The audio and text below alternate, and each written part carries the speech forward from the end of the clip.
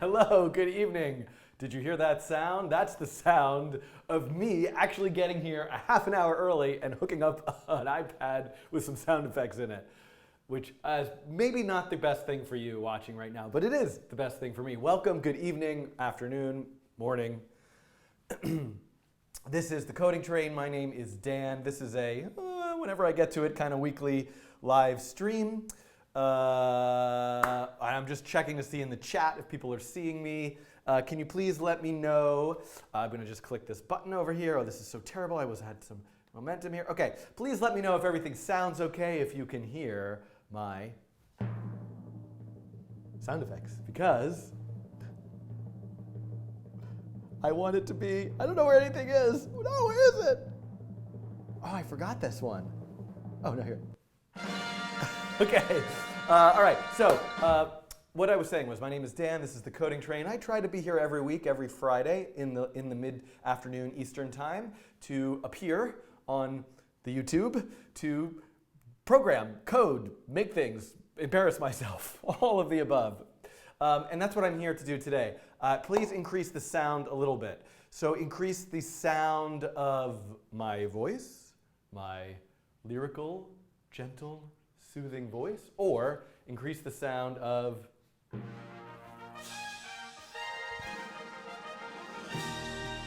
my music in the background. Voice a bit low. Okay, let's see what we can do about this. All right. Fortunately, I have so many new technical achievements. First of all, this is going to be, you guys are really going to enjoy this. This is a green piece of paper, which I'm going to put on this laptop. My voice. Okay, let's see here. I am in 3. So if I turn 3 up a little bit.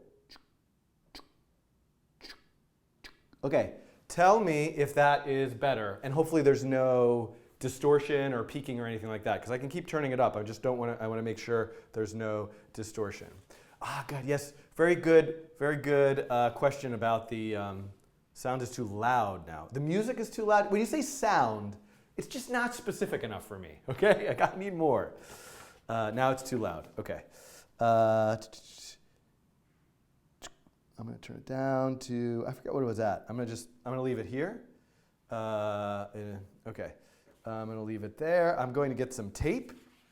I turned it down now. Everyone's saying now it's better, but you're probably 20 seconds ago, so tell me if I need to turn it turn it back up. Better music. I don't know what anyone is saying anymore. I'm gonna split the difference and go into the middle. Okay. All right, so let me put this nice, oh no, this piece of paper is not big enough.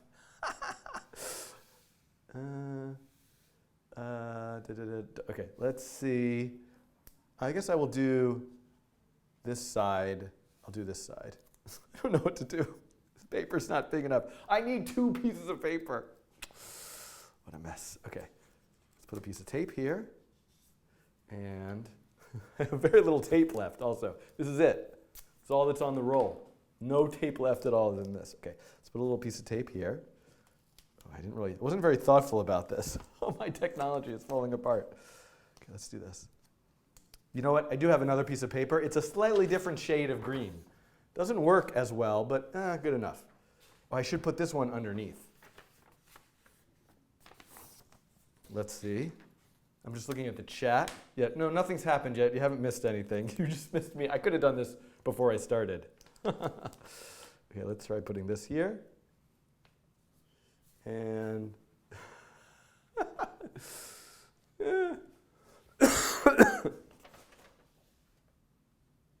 I don't know what I've done.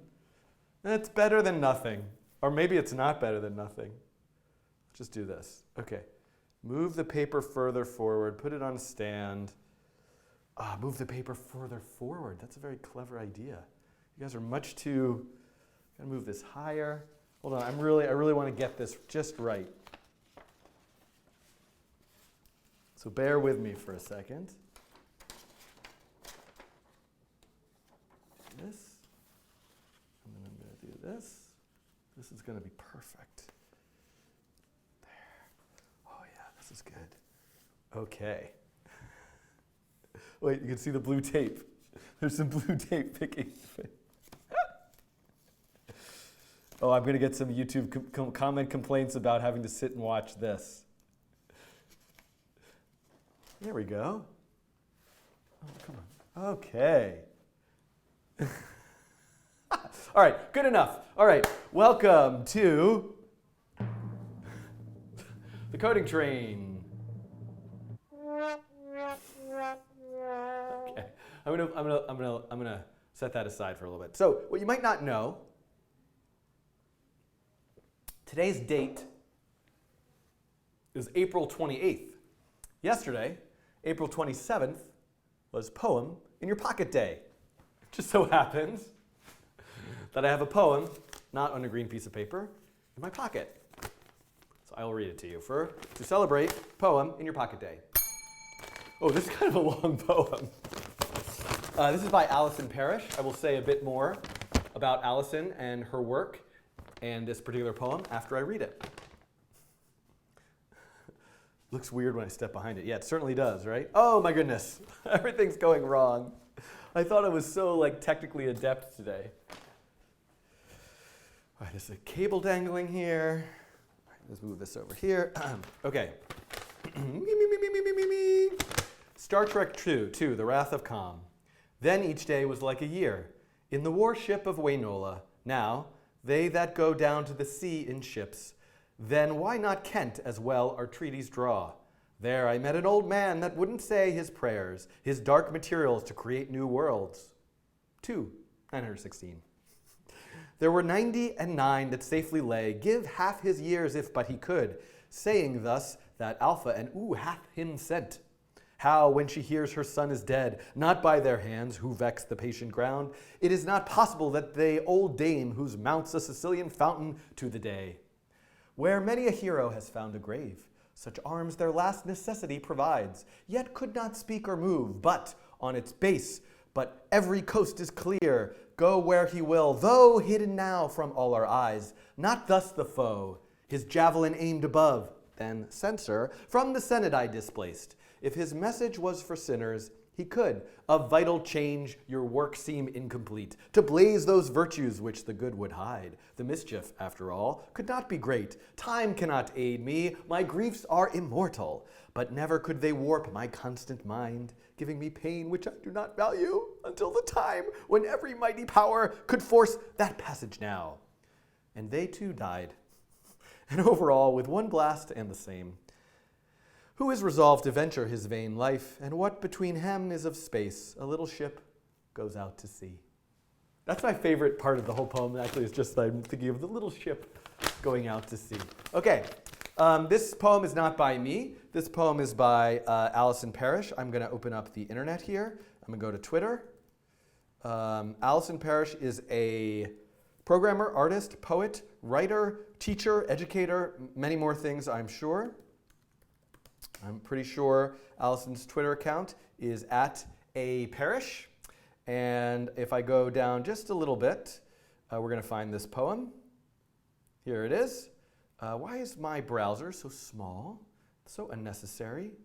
And let's take a look at this. Okay, so this is the poem. It is here in a tweet from April 26. And Allison writes, replacing each sentence in a plot description with its closest semantic equivalent in my Gutenberg poetry corpus. Spoilers? So I encourage you to follow Allison on Twitter. She makes a lot of wonderful, quirky, and interesting bots, probably most famous for the Every Word bot, which tweeted out over a period of years every single word in the dictionary. I don't remember which dictionaries used the source, one at a time, over a certain period of time. Allison, from what I understand following her on Twitter, has been working on creating a corpus of poetry and using something called word2vec, likely, to look at distance between lines of poetry. So this is actually the idea of taking a plot description and taking a sentence from it and finding a line from a poem that's closest in this sort of word vector space to that particular poem. It's kind of amazing the results, that particular line from the plot description. It's kind of amazing the results that she's been able to get. And I also I'm going to make a little plug for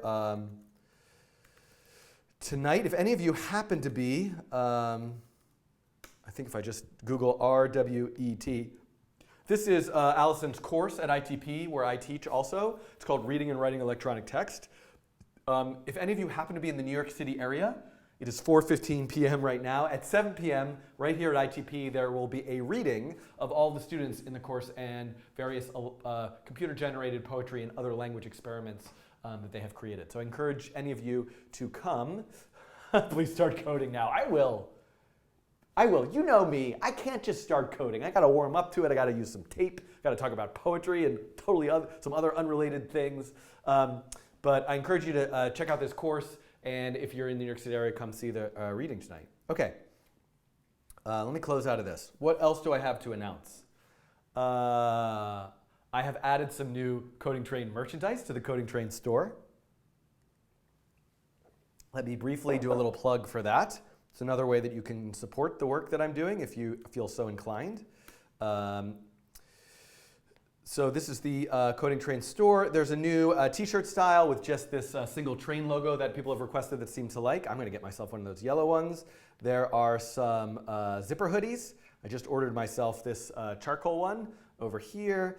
There are some kids t-shirts and some new women's cut t-shirts that I didn't have before. I just had the unisex t-shirts. So if you're interested in any of this stuff, I'm not going to belabor the point. It is codingtrain.storenvy.com. Everything is fulfilled by Printful. Printful is a kind of print-on-demand company.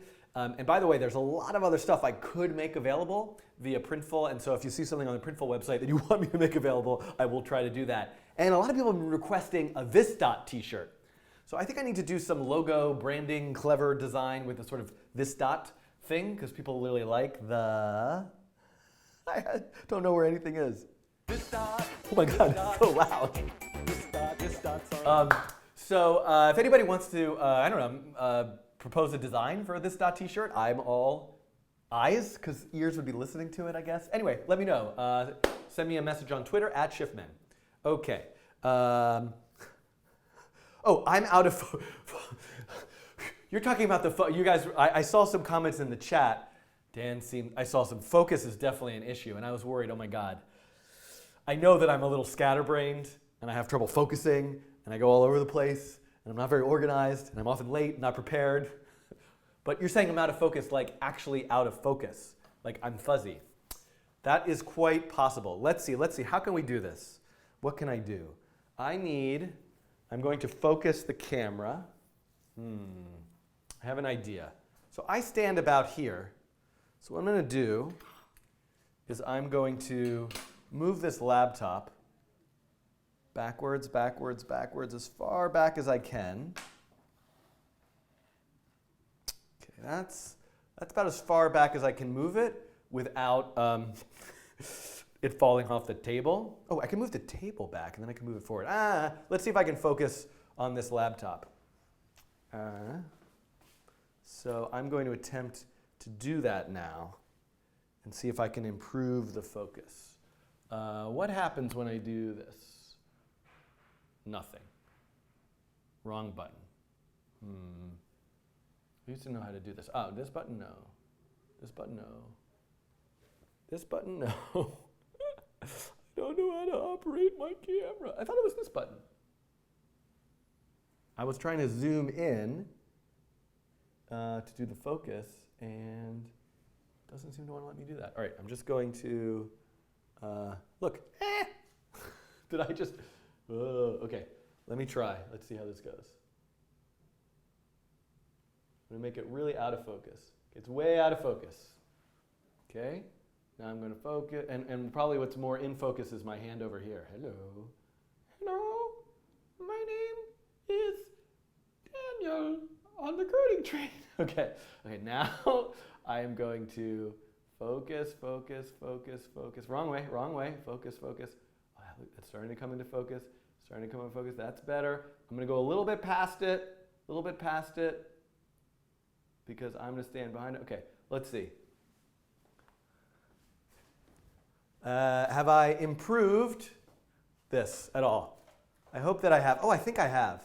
I feel like just looking at it, I could see in my preview that I am a little bit more in focus. Okay. I'm going to hope that that's better. I'm moving the computer back here. Let me know if that's a problem.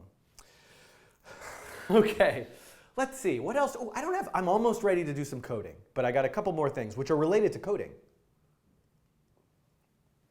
So you might be wondering, what's the topic today? So I'm going to mention something to you guys, which is that I have been teaching this course at ITP called Nature of Code, Intelligence and Learning.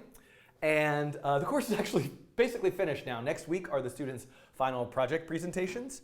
And it was my intention to keep up and make videos about the topics in this course all semester, or it's a 7-week course, so all 7-week long.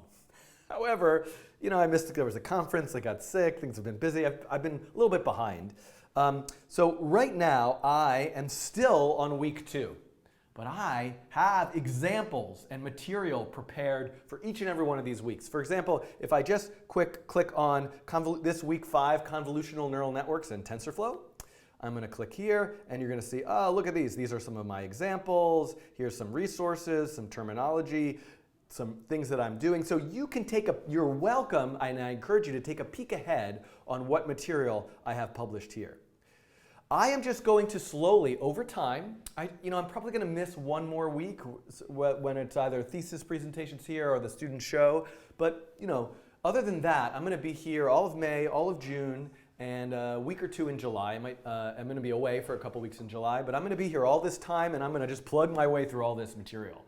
And I'm hoping to get through the end of it, all this content, to get to the end of it by the end of June. So that's kind of my goal right now. I know it's been a topic that has been highly requested, and I'm just going to keep working through the stuff. What I'm going to do today is actually continue with evolutionary algorithms, and I am going to, I had a coding challenge from a long time ago which worked on the traveling salesperson problem. And it was actually a series of several different versions. And I kept saying, we could use a genetic algorithm. I never got to that. So that's what I'm going to do today in this particular live stream. Okay, now, what else do I want to say? Aha. Here we go. I got something for you guys. Okay, so over the course of working on this course, I used a variety of different tools and investigated a lot of different libraries and frameworks for doing artificial intelligence and machine learning. However, just to practice and learn, I did build a very small, sort of toy, simple implementation of a neural network library in JavaScript designed to be used with P5. So I just want to show you that exists right now.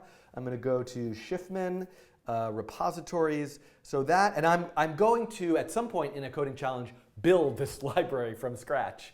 So I'm going to go through the steps to make the library, but the library is already there, and you could actually make use of it. I'm going to click on it here.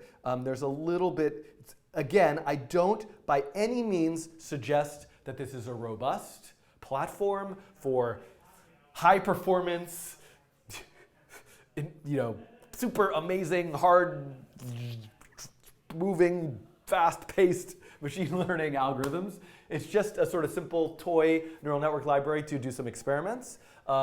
And you can create, I recognize a lot of you watching this might have no idea what a neural network is. These are topics that I will get to. But you can create an instance of a neural network object. You can pass it some inputs. You can give it something that you think it should output, and so train it against that. And you can also ask for it to make a prediction off of some unknown data. So I've been using this. I have a few demonstrations. I have a demonstration that uses this of the sort of classic MNIST data set, which is this is using my library. By the way, I should mention that most of my library was derived from Tariq Rashid's excellent book, Make Your Own Neural Network. So basically I ported his code from Python to JavaScript, and I've changed a bunch of things and added some features, but mostly it's the same.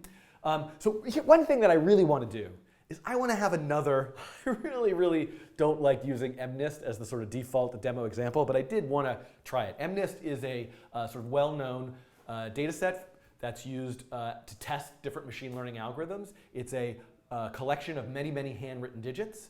And what you can see here is, boy, this is, I changed, oh my goodness, I've got a terrible bug. So I changed a whole lot of things in the code yesterday and never rechecked this particular example. So I'm going to fix those. Any of you want to pull request me a fix, I'm sure you could find it. So I can't really actually demonstrate this to you right now because it's not doing anything better than like just a random guess. But oh look, it did guess that that's a 0. It's always giving me, no matter what, it gives you a 0. So I've got a mistake in this. Good thing I discovered this live on YouTube. Okay, let's look at some of the other examples. This is an example that's based on actually a Chrome experiment called Flappy Learning by XVignette on GitHub. And I made a similar implementation of it using my library. This is a whole bunch of agents, Flappy Birds, trying to learn to play Flappy Bird. So let's speed it up, let it go for a while. It's going to try it over and over again. It's going to try, this is actually an example of neuroevolution, which is a way of combining a genetic algorithm with a neural network to evolve. It's using a genetic algorithm to evolve an optimal neural network. And you can see here, now I have my little Flappy Bird. This is a very sort of easy version. I made the game kind of easy, but so it's able to do it. But this is, oh boy, I'm getting nervous that it's going to fail. But this is, good job, artificially intelligent Flappy Bird thing.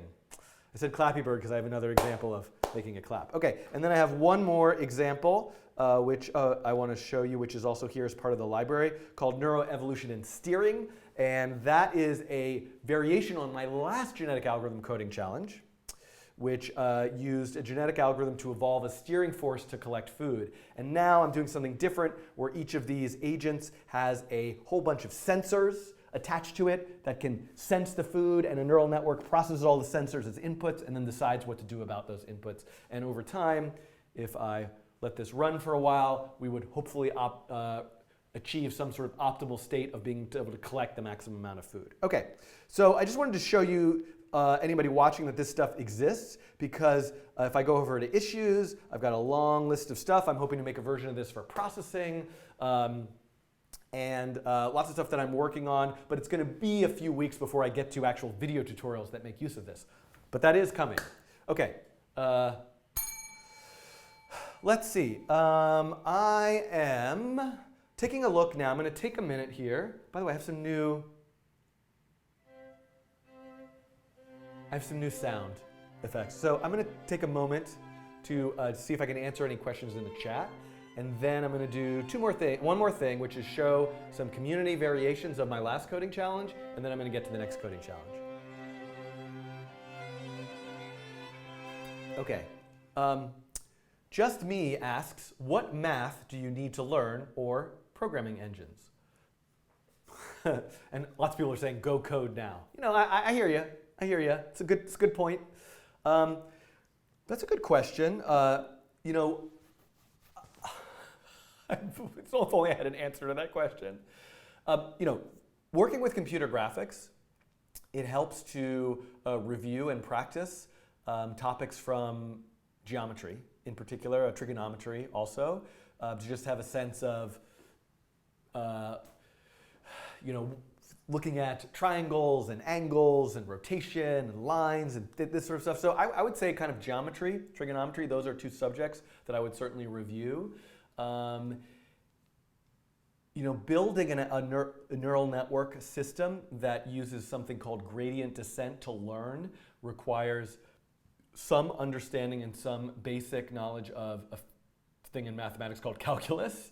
A lot of books and tutorials will explain and cover how to build a neural network through an intuitive understanding of how it works, an intuitive understanding of calculus, and that's kind of the approach that I'm going to take when I eventually get to do some tutorials.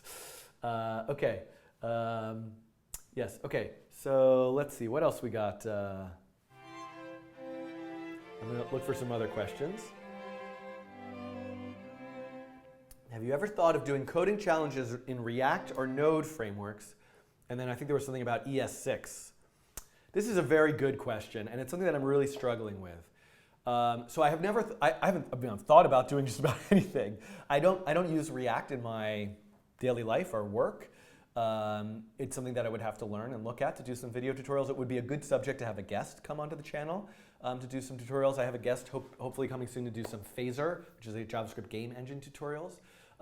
Node, I certainly have done tutorials and plan to do more using Node.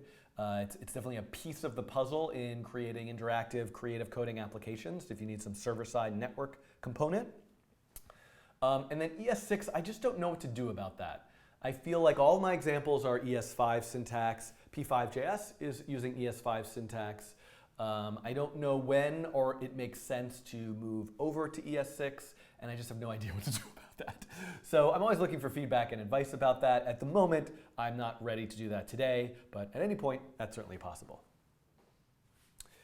Okay. Ooh, it's 4:30. I've been streaming for 25 minutes. 30 minutes is my limit before I've got to get started with a coding challenge. I'll see if I think Vue is better than React. You know who's a wonderful, wonderful educator and programmer who does amazing stuff, I think, with Vue is Sarah Drasner. Sarah Drasner was a guest on the Coding Train, and Sarah Drasner also has a book that just came out. I'm just promoting things that I think are good things in the world. Book. If I Google Sarah Drasner book, SVG Animations from Common UX Implementations to Complex Responsive Animation. I feel like Sarah does Vue.js tutorials and workshops, but I don't know about that. Okay, somebody can tweet this image to Sarah maybe. Okay, will you do Tetris as a coding challenge? I would love to do Tetris. You know, my most popular videos are actually these simple coding challenges where I make quick, easy games. The snake game, that Purple Rain challenge, those are my two most popular videos, which is sort of surprising to me, but maybe it shouldn't be surprising. So I would like to do more of those. Tetris, I think, has got to be like a many-part challenge, right? It's such a, it's a simple game to play, complicated game to build, I would think. Okay. All right. Thank you for those questions. I will try to keep an eye on the chat. I will also just mention that I have a Patreon, which is, I usually feel awkward about plugging this, but today I'm feeling just like plugging it. So I have a Patreon, patreon.com/codingtrain. If you would like to support the work that I'm doing, you can join the Patreon. I have a Slack channel that you will get an invitation to that I am looking at right here. And at different levels, I'll send you stickers or books and things like that. Okay, so I will just mention that. Baltimore Orioles, JH2K1218, go O's. You can go down the ocean and go to an O's game. Okay, all right, here we go. That's for all you Baltimoreans out there.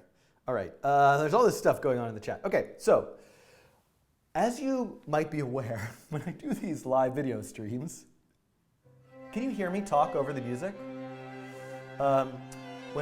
It's kind of loud for me. Maybe if I turn it down here. When I do these live streams, I'm not really set up in advance to do anything. So I need to take a minute here to kind of gather my thoughts and find some old code.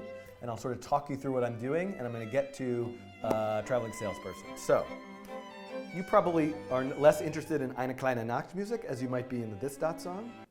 As always, I always forget the this dot, this dot, this dot, this dot. I'm going to do this dot. So first thing I'm looking for is the Coding Challenges playlist. This dot, this dot, this dot, this dot, this dot. Does anyone see Coding Challenges? Seriously? Playlist. View 30 more. I should know how to use this YouTube thing. There we go. So I'm looking for traveling sales. Okay. So it looks like 35.1, 35.2, 35.3. That's where I last left off. So now, oh, I forgot about the community variation. Okay, so now I'm going to Rainbow Code. So one thing I like to do is I like to share work that people have done, variations on things that I have made in previous coding challenges and live streams. And I have a new system. By the way, I would really like to turn this whole repository into a website. There's been some discussion on that and the issues. I don't want to contribute to that. Boy, that would be super great if you want to. But I haven't figured out a good way to do that. But right now, if I go to my most recent coding challenge, which was Steering Evolution, and I click on it, all coding challenges now, if they don't, one should be added, have a README file associated with them. And that's where you can add your, oh no, I think I forgot to merge, and I'm not signed in to merge this, but sorry, I'm just going to go. So this is exactly what you can do. You can create a pull request. Miles Miles Elvidge, I don't know, Miles Elvidge created a pull request, add a link to my variation. And you can see that that link is right here with a link to Miles's name, GitHub repository, the project, and some instructions about it. So I need to merge this from a different computer where I'm logged in on GitHub. But I can easily just get to the link right here. So I'm going to do that and download that while I am doing some other stuff. So let's download this. So let that download. OK, so now I'm going to go back to the actual README file, which is right here, right? OK, so we can see a few here. Now, first of all, I often do this when I create the README file. I'm too lazy to link to the YouTube videos and the original live stream. Anybody wants to help out, if you see missing links here, you can actually just go and add the links for me. That would be wonderful. And here we go. So setup and draw created a variation. Let's go to the demo. Let's go to the demo. And here's the demo. So this looks, at first glance, very, very similar to my original implementation. I imagine there are some things that are different here. Next generation automation based on vehicle's healthiest survivor and some fine tuning to the genetic algorithm. Press Alt for switch debug on and off. Mouse press for adding vehicles. Future implementations maybe in the future. So it sounds like there are, I can click the mouse and add some vehicles. It sounds like there are some improvements in thinking about how the evolution works. For us to be able to see that, we'd probably have to let this run for a longer period of time. But I encourage all of you to do so and take a look and maybe compare and contrast what setup and draw has done in this version that's different than mine. OK, I'm going to go to the next one, which is by Carla De Beer. Press Enter to toggle visibility and perception radii and display current fittest void. Click on the screen to create more food. Ooh, that's interesting. So let's take a look at this. So this is great. This is a variation from Carla De Beer. One of the things I love about this is you can see there's a key here. So this is food, this is poison, healthy void, dying void, and this is the radius. And then I can do things like, oh, I want to feed this one over here. Let's give some food. Oh, little friend. Oh, and you can see the other thing is it's highlighted. So the one that's sort of maybe the healthiest gets a little highlight. And there might be a way to, and you can actually see its health value over here. So I love this. I love this is a great variation that's taking the core algorithm, but adding adding new interactivity and new visual elements to describe what's going on. And I have a feeling that if we go and run this other one from Miles, I'm going to delete this, and I think this one is actually, oh, and this one is ported to processing, which is kind of amazing. So let's see how this, hopefully this is going to work. Cookie Monster asks, what's the difference between CNN and RNN? Stay tuned. I'm going to be covering that on this channel as I get to it. But short answer is a recurrent neural network is a kind of neural network that's designed to process sequential information. Convolutional neural network is a CNN, can do a lot of different things, but one of the things it works really well with is images, because the word convolution refers to a convolution image processing filter. So these are things that I will, there's a lot of resources on my class website, but I'm going to get to that in the videos soon enough. OK, let's take a look at this. Whoa, first of all, this is full screen. That's kind of awesome. OK, I feel like I got to, this is a problem. I should look at these in advance, or at least look at the instructions. Let's look at the instructions. So let's go back to pull requests and add a link to my variation and files changed. Press D to toggle debugging information, S, A, and more information in the README. OK, so D, S, A. Let's try those. So if I press D, oh, wow, look at this. So this has all sorts of metadata with each one. It's given them like a random name, how long it's lived for, what its current health is. That's pretty cool. And then what was it, A, I think? Was it A or A, right? I'm not getting A to work. S, ooh, look at this. S, maybe A was saving it. S shows more information about it. So yet again, we have another really nice implementation of annotating what's going on.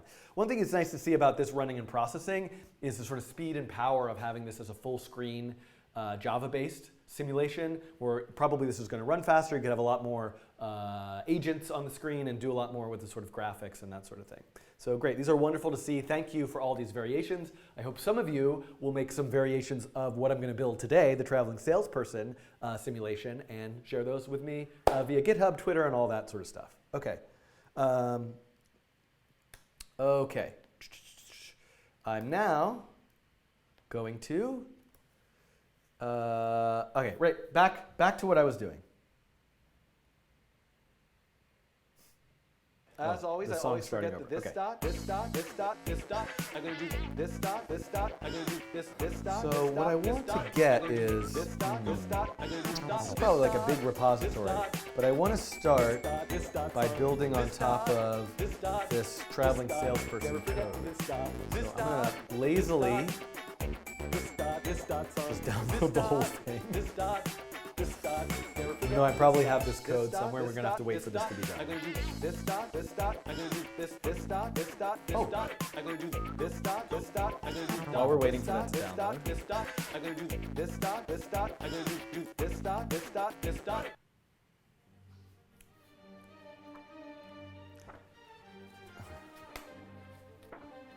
Where we last left off in our coding train story, 95,422. Did it finish? Oh, it finished downloading. Excellent. Okay. Here we go. Okay. So I think we're in good shape. Now this needs to be a little higher. This is way too low for me. Is that a problem for you guys? This is too high. Okay. So now what I want to do is, where did I download this? Downloads. And even though I downloaded this giant thing, all I want are challenges and, what was it, 30-something, 35, 30-something. Anybody remember that show? Okay. All right, so that's good. Let's look in here. There we go. TSP GA in progress. Let's put that away somewhere else. I think probably what I want to do is just start with this one here. But I do want to do something first, which is I'm going to do a new algorithm for pool selection. I'm going to do this in multiple parts. And so I want to open up the Atom editor, which is the editor I've been using these days. And I am going to go one directory up and open this in the Atom editor. And let's go here, sketch. This is where I'm going to start.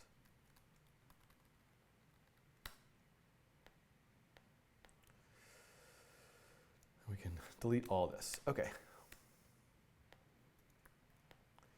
And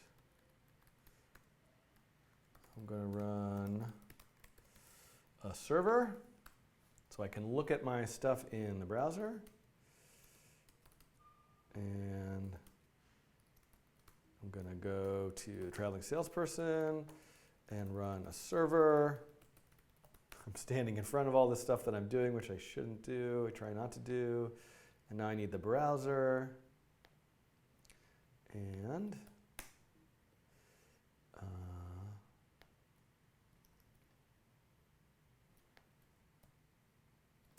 so this, I believe, I'm going to have this be a,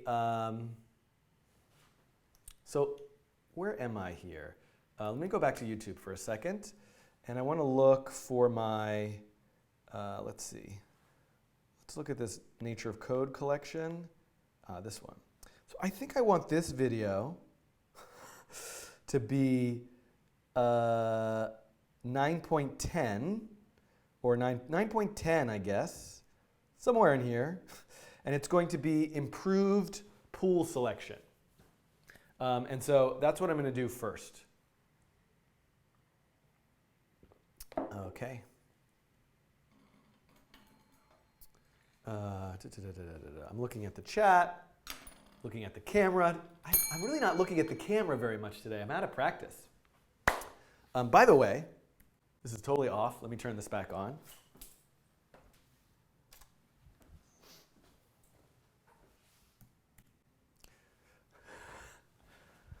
I have washed this whiteboard.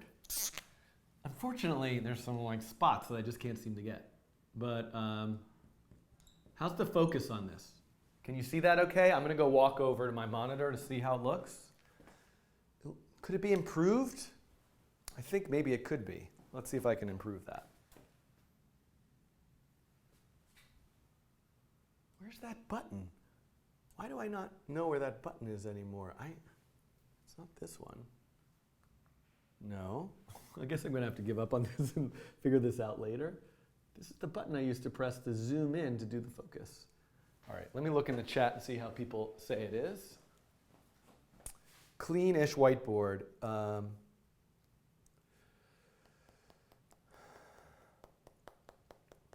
Yeah, there's some great suggestions in the chat about different ways to deal with sort of like live coding and people following along. And I have tried to use CodePen, and CodePen has some great features for that. There's another editor environment called Glitch that I've been looking at recently that I've also been interested in looking. You would say it's in focus. Okay, I'm going to trust Alka's note there, and I'm just going to get started. Okay.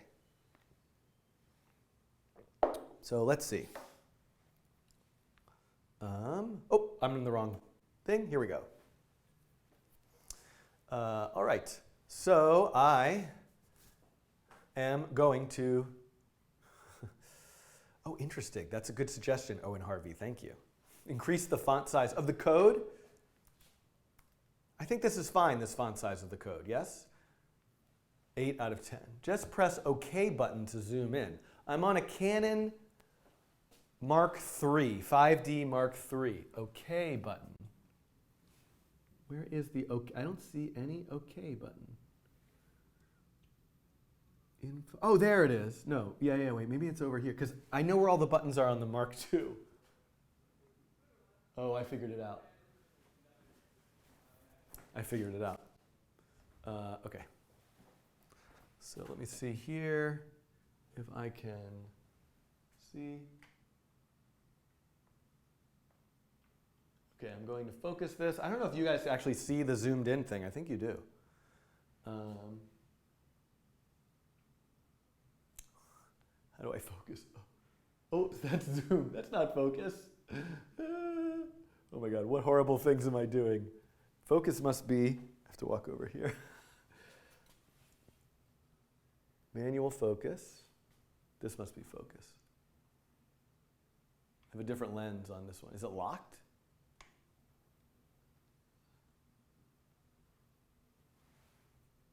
Oh, this is it. There, that's where I focus. Okay, out of focus. There, I think that's as good as I'm going to get it. I'm going to hit this. And how am I doing? Ooh, am I totally wonky crooked? Looks like the camera is all like on its side now. This is not my skill. Which way am I straight? I can't tell. I think it's just going to have to do. Do I look like I'm like the Leaning Tower of Schiffman or something? Let me know. Okay. Oh yeah, Strick in the chat says it would be good to have Dan's starting point for this exercise. Okay, so if you want to take a minute to follow along, the starting point that I'm going to use, and I will mention this when I actually do the video as well. I am doing a video now, but when I get into it, no, Rainbow Code. Oh, there goes that camera. I'm coming back to turn it on, just hold on. Oh, and I'm in the wrong, boy, I'm just a mess today. It's going to be like an hour before I do anything. I really got to get better at getting started faster, as much as I like doing my lame shtick. Okay, so this is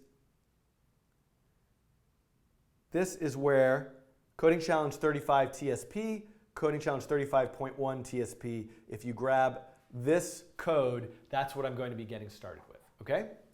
All right. Maybe someone who has, quit fidgeting. Oh, sorry, everybody. It's a very good point. Okay. So we are now going to talk about pool selection. Okay, here we go.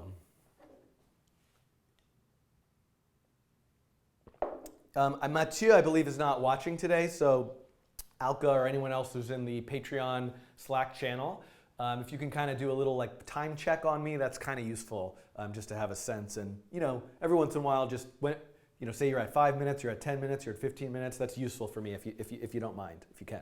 Okay, here we go.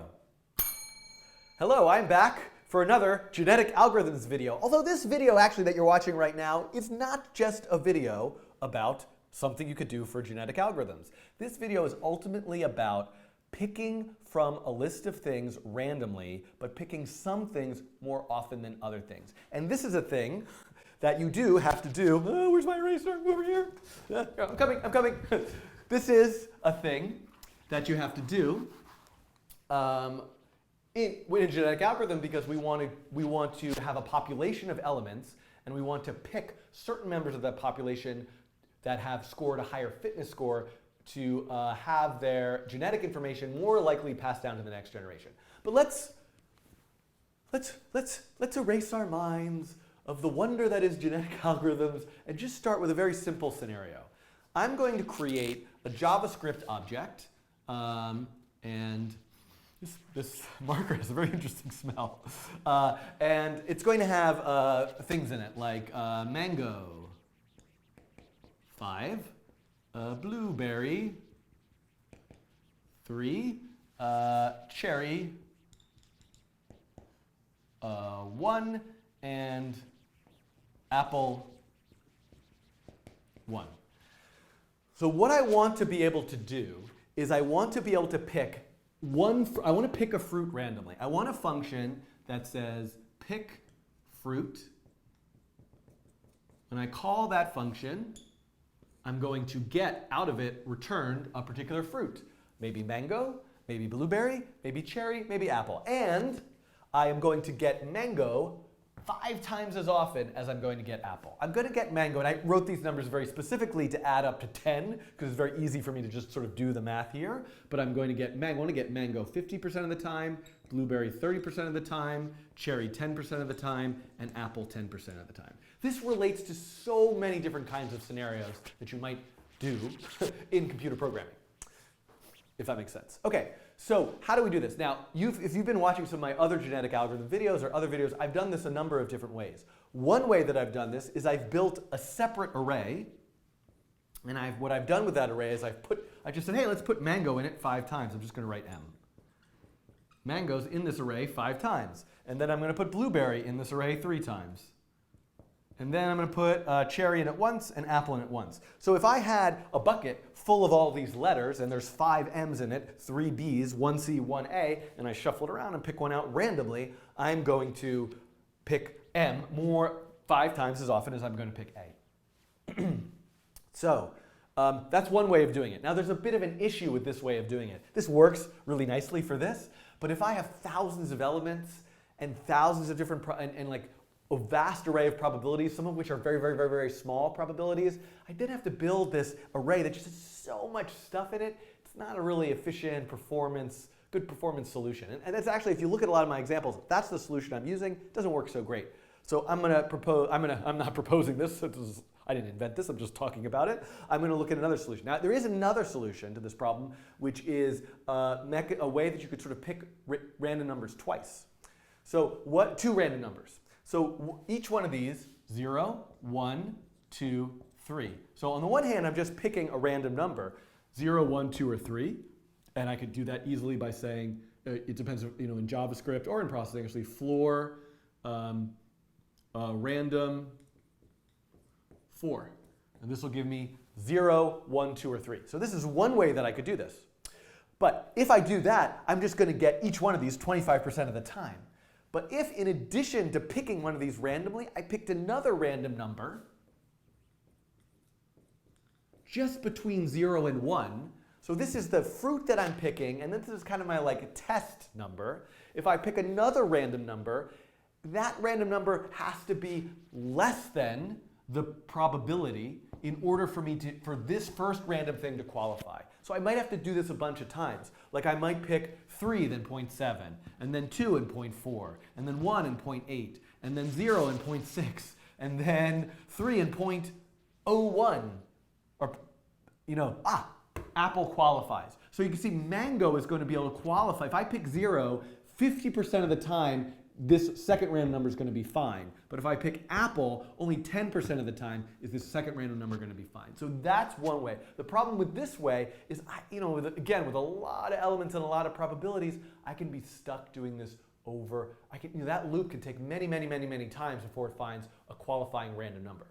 So this video, I'm going to program an entirely different algorithm. It was suggested to use this algorithm in a GitHub issue. I will link to that GitHub issue in this video's description, which is, hello, description down there. I'm trying to get used to where things are. Over there is maybe over there is like an ad. I don't know what you, I don't know if you, don't click on it. Maybe click on it. I don't know. Now I'm all stressed out. Okay, never mind all that. There's stuff around me. I'm a person in a YouTube video. But there was a point to all this, wasn't there? Okay. So I will also, in a moment, bring up that GitHub issue to look at it on the computer, because I do have a computer over there, which I will get to eventually. Okay. So what is this other algorithm? Well, one way you could imagine is, let's say I created, I don't know what this is, a tube, a pipe, a rectangle, some sort of two-dimensional space, and I said, 50% of that space is Mango's space, and 30% of that space is Blueberry's space, and 10% of that space is Cherry, and 10% of that space is Apple. And this down here is 0, and up here is 1. So what if I just pick a random number now between 0 and 1? And it's almost like throwing a dart. I could be over here, and I'm going to throw a dart. Let's do it. Ready? 1, 2, 3. I missed. But actually, it landed over here, Blueberry. I'm going to be more likely, there's more space for me to hit with Mango than there is for Blueberry, than there is for Cherry and Apple. Now, I'm not going to build some whole entire dart throwing simulation thing in my sketch.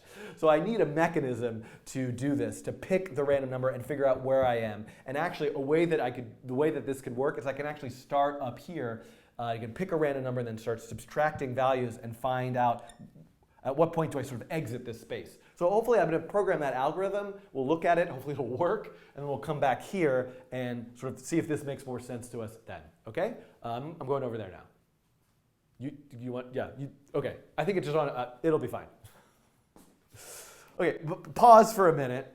Oh, wait, is there a weird sound issue? Probably, I'm guessing that if people are having sound issues that they're just related to individual internet connection issues, but I'm going to just pause for a second to make sure there's no big issue. Turn up the volume. That's weird. Okay, I can turn up the volume. I will turn up the volume. Seems okay now. Okay.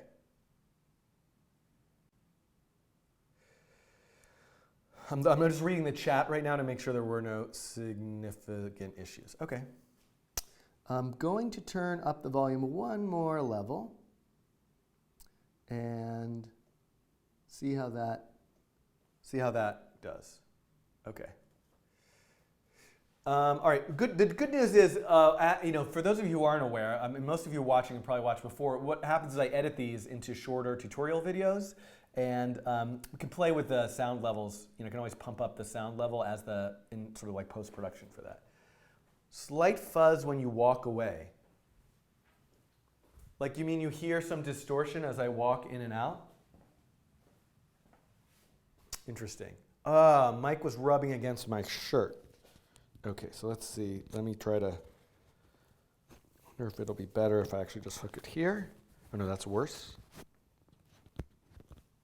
I could button up my shirt, but I was trying to advertise my t-shirts. So that I could, I don't know, people would buy them.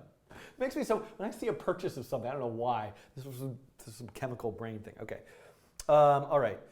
Second laptop is quite fuzzy. Yeah, this second laptop is invisible. You can't see it. I could type on it. Okay, let me find that. Oh, it's 5 o'clock already. I got to keep moving here. Issues, pool selection. Let's see, there's 2 here. Oh, this is one that I opened. So let me look at both of these. Yeah. Okay. And okay, so let me look at this. Okay. All right, so sound is fine. Hello, Mr. Bubbly. It's 11 o'clock. How long is the stream going to go? The stream is going to go at least for another hour. Hopefully not much longer because I am going to a computer poetry reading downstairs at ITP that I mentioned earlier. So I don't want to be late for that. But I do want to finish this example. Okay, so I'm going to keep going now. How long was that so far, do you think? Anybody in the Patreon chat have a sense? Anybody keeping track of the time? Okay. Thank you, Alka. 7 minutes, that's good. Okay. Okay, here I am back in this, this screen with my computer. So this is the GitHub issue that I was referencing. There's a link to it in the video's description. Spectron, thank you for this original suggestion. And then also Sinclair Z81, this is from a while ago. It took me a while to get to this. Has a very fancy, crazy, ooh, look at this, unicorn implementation of it that uses ES6 and all sorts of cool, interesting JavaScript syntax that, ooh, I don't fully understand. But I will understand someday. Okay, so I'm going to do my own. So let me close those and let's write some code. Okay, so first of all, let's quickly, I should have done this in advance. You know, someday I'll figure out a way to fast forward time lapse this video. This could get edited out, maybe. I might just appear, having typed this in. Fruits equals mango, 5, blueberry, 3, cherry, 1, and apple, 1. Okay, so one thing that I want to do, thinking about this. Hold on, time out. Do I want, this is, how do I want to set this up? So, now I'm looking at the chat, which I'm looking for the chat. I'm looking at the chat, which I should not look at the chat. It's distracting me. I'm looking at the screen. Oh, the code is over here. I'm going to look at this code over here. What do I want to do here? I want to create an array of normalized scores, and then I want to pick one randomly, and hold on a second here. I've lost my train of thought. Wait, can't I just go away for a second and come back? I can't, because this is a live broadcast. I always forget. Okay, this is gonna be fine. I just trying to let me talk this through. In the genetic algorithm examples, I have this object, and it keeps track of its fitness, and each object is in an array. This is actually an object, and so really what I want is this. I'm thinking this is going to I'm going to edit this out of the tutorial because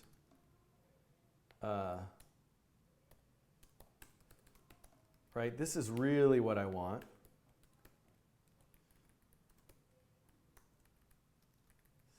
Because I'm going to pick randomly from an array. So the data structure is sort of irrelevant here because I could redo it in any way that I want. I'm just trying to see if this is going to be so awkward to look at. Let's keep going here. Okay, take these out. Okay, so now I just need cherry, and I need apple. So this is blueberry, cherry, apple. Okay, and that's an array.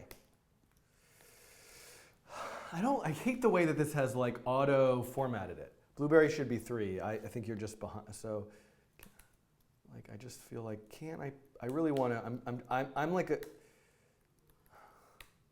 I'm way too neurotic for my own good, but I want it to look like this. And the problem is, as soon as I hit save, it's going to reformat it because I have that turned on. I am not going to hit save. I'm going to turn that off. This is going to get edited out. Okay, don't hit save, don't hit save, don't hit save, don't hit save, don't hit save, don't hit save. Preferences. Beautify. Where do I, maybe it's under editor. Hold on. File, edit, Atom preferences. Where are my user preferences? Key map. Yeah, this is Command T, but I have, where's the beautify preferences? When I hit save, it auto, so where do I find that? Anybody use beautify? No. Packages. No, that's not, this is just the packages. I want the beautify upon save. Where is that? I'm looking for somebody. Key bindings. No, that's where the keys is. I could turn off beautify just temporarily. I'm looking. Settings, packaging, search for beautify. Settings. Where's settings? I see preferences. You guys are so nice to tolerate me and my insanity. Config, right? Preferences. Ooh. Packages settings. I know it's in the packages settings. Beautify. Command T, Command Alt B. User, that's the packages. Beautify. Oh, I see. Settings. Thank you. I'm just being a dummy here. Settings. How about just disable? Got it. Disable. Okay, I'm just going to disable it. Let's see if this works. Please don't go away. Okay. All right, I just want it to look like this. Okay. Yes, low blood sugar, thank you. Okay, here we are. This is my process. It's process. Ooh, I got a little sweaty there. This is my new favorite sound effect. Okay, stay hydrated. Good point. Some water. That's going to help. Okay.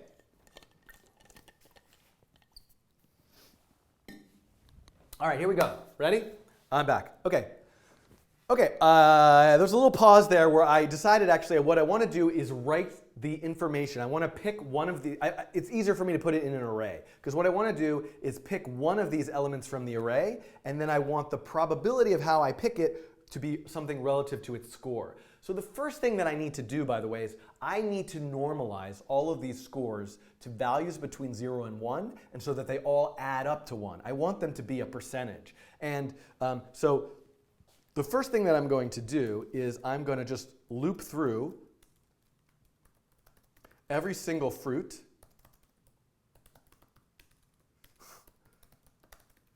And what I need to do is I need to add up all the scores. I need to find out what do they all add up to. Sum equals 0. And I'm going to say sum plus equal fruits index I dot score. Then the next thing I'm going to do, now here's the thing, I might want to retain that score value or I could just overwrite it. But ultimately what I want to do, I'm going to say fruits index I dot score equals fruits index I, and I know I could say divide equals, but I'm just going to write this all the way out. Fruits index I dot score divided by sum. So the idea is I want to normalize all of those scores. So all I need to do is add up the total and divide each one by the total. That's exactly what I would have done here. I get 10, 5 divided by 10 is 50%, 3 divided by 30%, and the math is never going to work out this perfectly, but who cares? Because the computer's doing it, not us. Okay, so what I'm going to do here is I am going to go back to the browser and I'm going to refresh. You know, this canvas is here for no reason. I'm going to look at fruits. And we can see here that now the scores are normalized 0.5, 0.3. And I could, if I want to, it might make sense to say, actually, I'm going to add a new property to each one of these objects. I'm going to say like norm score for like, or I'm just going to call it probability for probability. Fruits index I dot probability. So now I'm going to hit refresh. I'm going to look at that fruits array, and I'm going to see here, now it retained the score and has a probability of 0.5. And as you can see, if I were to go here and add one other fruit, like melon, and give it a score of 7.7, then if I hit refresh and look at fruits, you can see now I've got 5, and it's worked it out. Like the math isn't so clean because it doesn't add up to 10, but mango now has a 29% chance of being picked, and melon has a 41% chance of being picked. So this is good. So now, how do I pick one of these randomly according to its probability? Now it's time for me to write an algorithm that implements write some code that implements this particular idea, this particular algorithm. Like throw a dart and find a place in here. So the way that I'm going to do that is, first I'm going to write a function. I'm going to call it pick1, and it's going to receive a list. So I'm going to have a generic function that could work with any list of things. Now, it's going to be set up to work in such a way that the list of things is made up of objects that have a property called prob for probability. But obviously I could make this more generic in other ways as well. Okay, so the first thing that I'm actually going to do is I'm going to say var index equals 0. So I'm going to sort of assume that the one that I'm going to pick is the first one. Then I'm going to pick a random number between 0 and 1.0. And I'm going to say, as long as r is greater than 0, then I'm going to say r equals r minus that particular object's probability. So let's think about this for a second. What I'm saying is that, let's say I have something with a probability of 0.9, and I have something with a probability of 0.1. Okay, I shouldn't draw this right. Time out. I shouldn't draw it right next to this because I'm going to do something different now. So I'm going to use, I don't have any space. I'm going to come over here. This is fine. Let's just say a simplified arrangement where this is my bar here, and I have something that has A has a probability of 0.9 and B has a probability of 0.1. The first thing that I did is I picked a random number somewhere between 0 and 1, and then I'm going to subtract 0.9 from it. Because 0.9 is first. How often am I going to pick a number between 0 and 1 where I subtract 0.9 and now I have a value less than 0?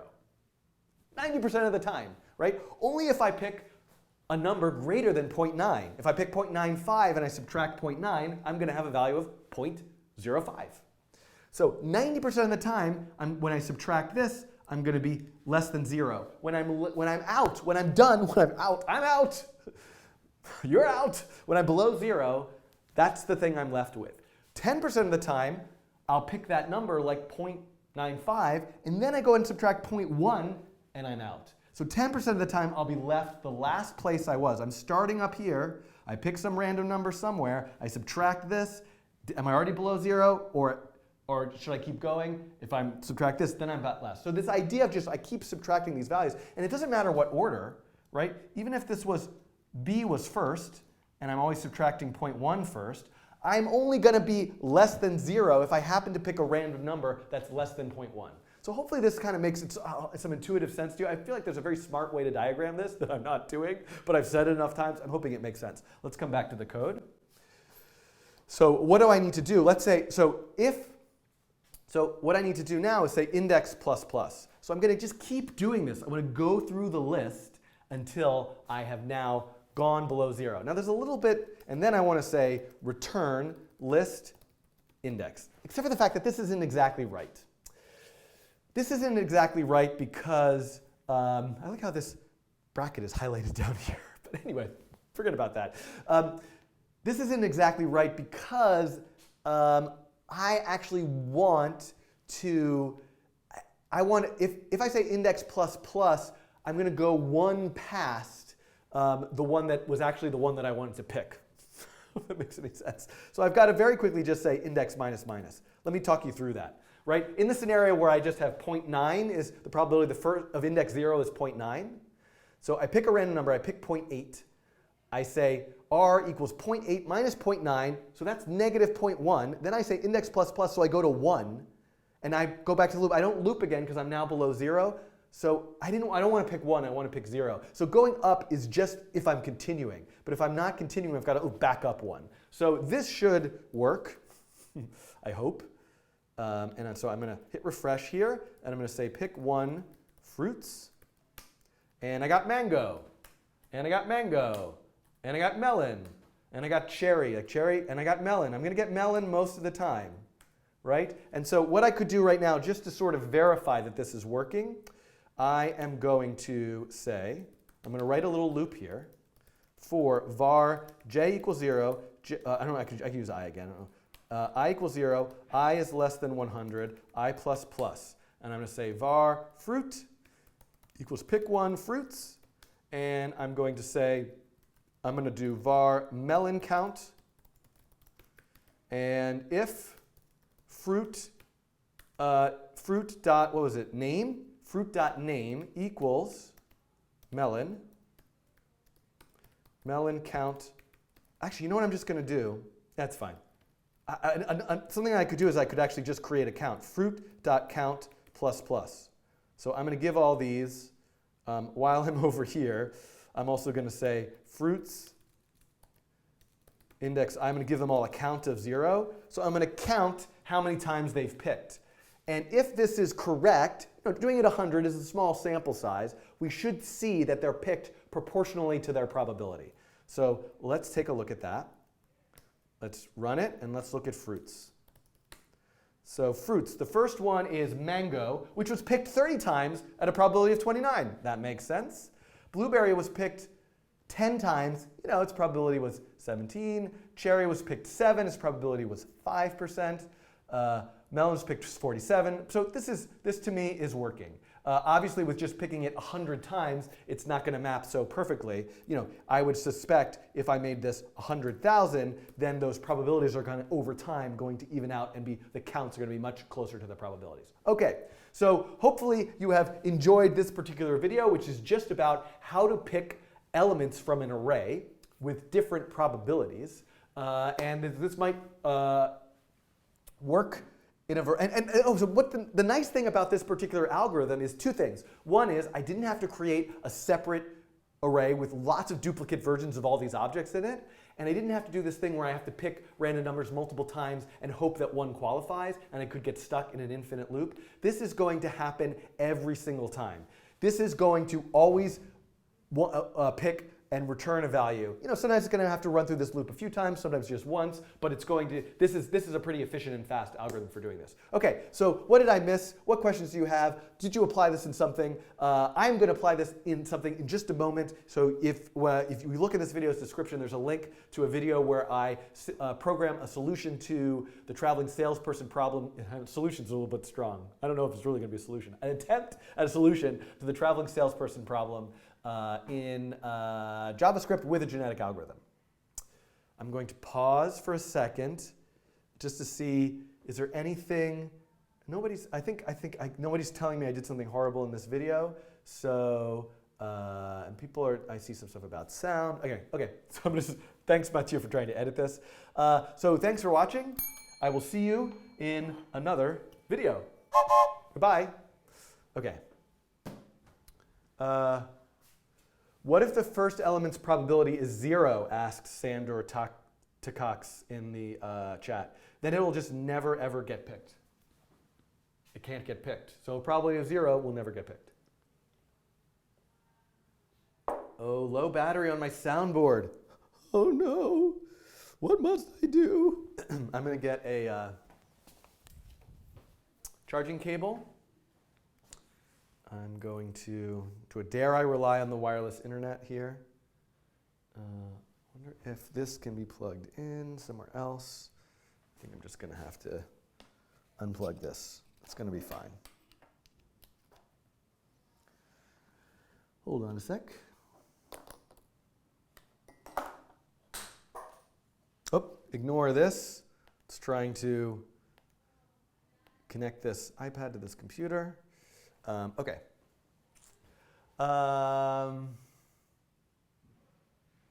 Here we go. Let's see. All right. I'm looking at the chat. Oh, I'm seeing something about the sound in the chat. When I'm near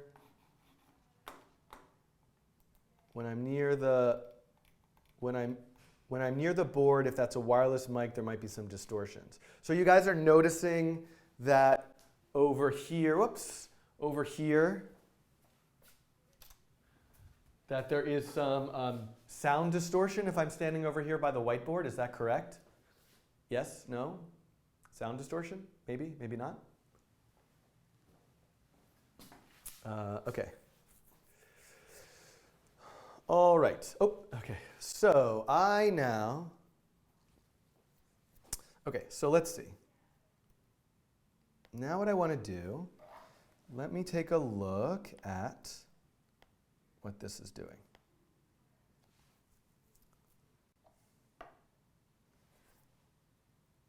Okay, so I'm going to just remind myself what's going on here. So this is the, boy, I really should have gotten a better green piece of paper. 520. Hopefully I can. Okay. This is my particular, let me click here. Sorry, everybody. This is my example. And so what it's doing is it creates an array of cities, copies it if it's, okay, so something I need to do. You know what I need to use? Okay, so I was wrong. This is not a good example to start with. It's better for me to start with, I'll show you which one.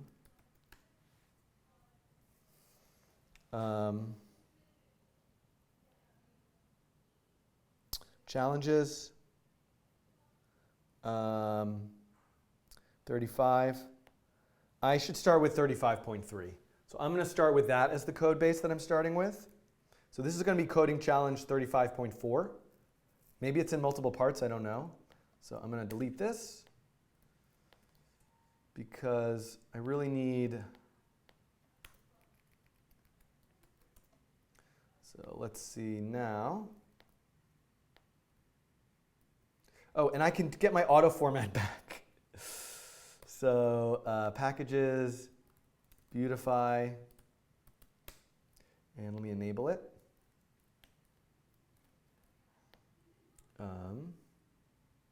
Close this. And let's see what I've got here. Yeah, order. So I need the reason why I'm moving to this one is because what I'm trying to evolve is an order of the cities. And the first example didn't take that into consideration. And so, oops. So if I look here, okay. Here we go.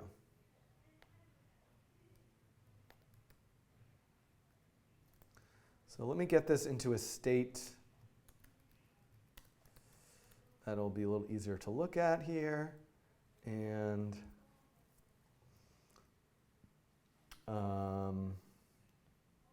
here. As always, I always forget the this dot, this dot, this dot, this dot. I'm going to do this dot, this dot. I'm going to do this dot, this dot, this dot. I'm going to do this dot, this dot. I'm going to do dot, this dot, this dot.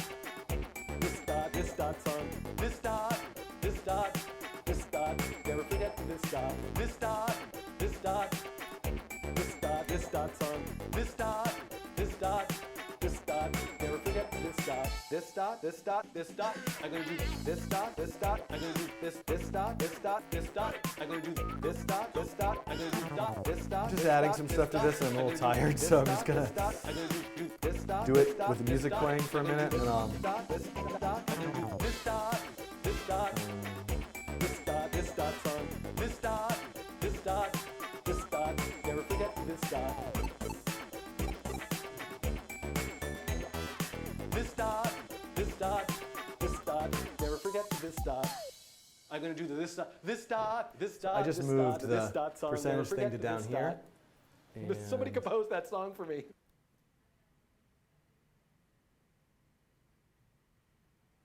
And finished. Okay. So what else can I do here just to make this a little bit bigger?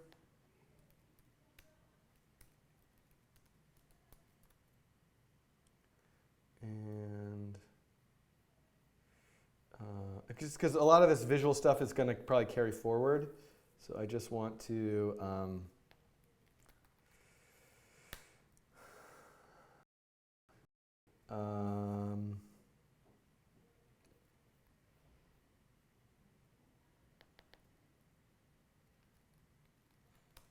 I think I could probably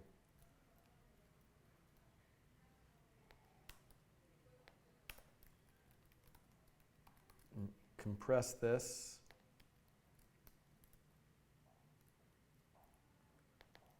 Oh, I see. Okay, I don't know. Okay, so I think this is good.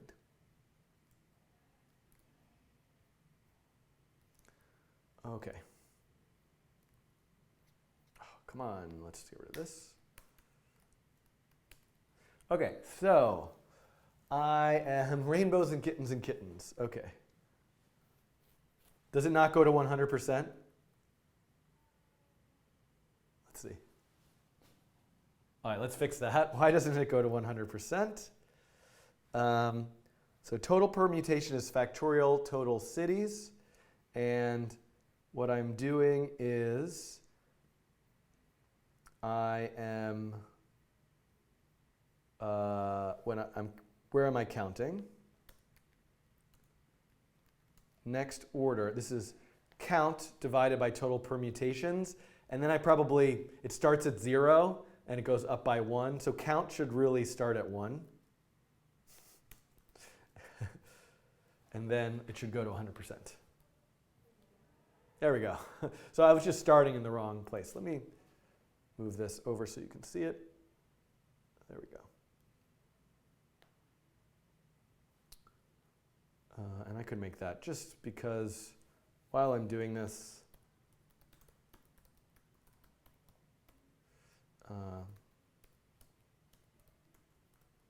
there we go. Okay, great. So I think I'm ready now. Anybody have any thoughts or questions or anything important between? Good night. Those of you who have to go to bed now because it's really late at night. Okay, so I'm going to just give this a try now. So actually, I have no idea what I'm about to do, but I guess I'm going to figure it out as I go. That's how this works. So I'm assuming this is probably going to be in 2 parts. So I think what I'm going to do in the first part is do a genetic algorithm without any crossover. And then the second part, I'll implement crossover. And don't forget to talk with the guys from the future. Now, so that's item number 1. Now, I suppose, even though I'm doing this almost a year later, in theory this follows directly from the previous video. And it also depends on other videos that already have genetic algorithms in them. So all I need to do is mention this playlist. And then let me also go to, and also the,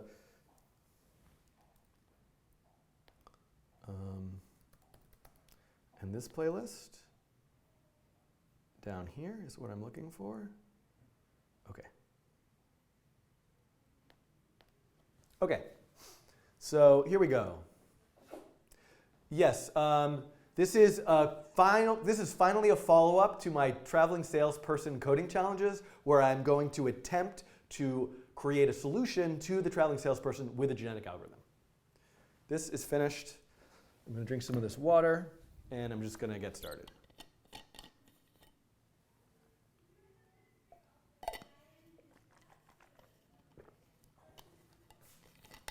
Okay.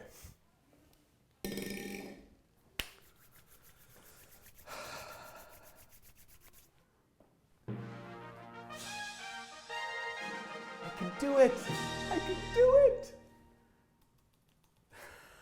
I couldn't. Now it's louder for me. Okay.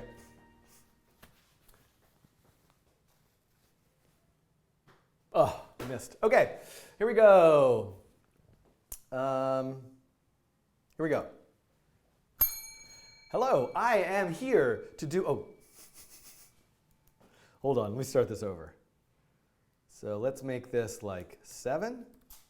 Oh, good thing I, oh,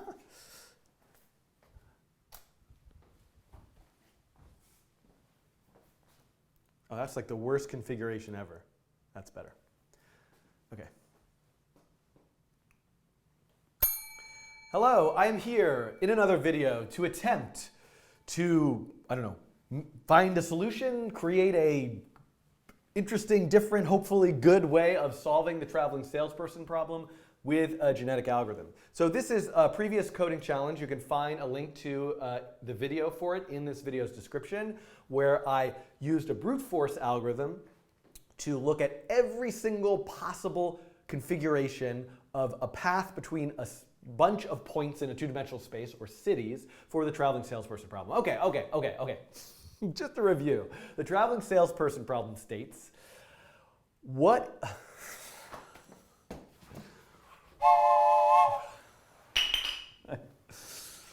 Give me another chance, everybody. I know I hate it when I do like start over and over again, but oh boy, I just got a little lightheaded too.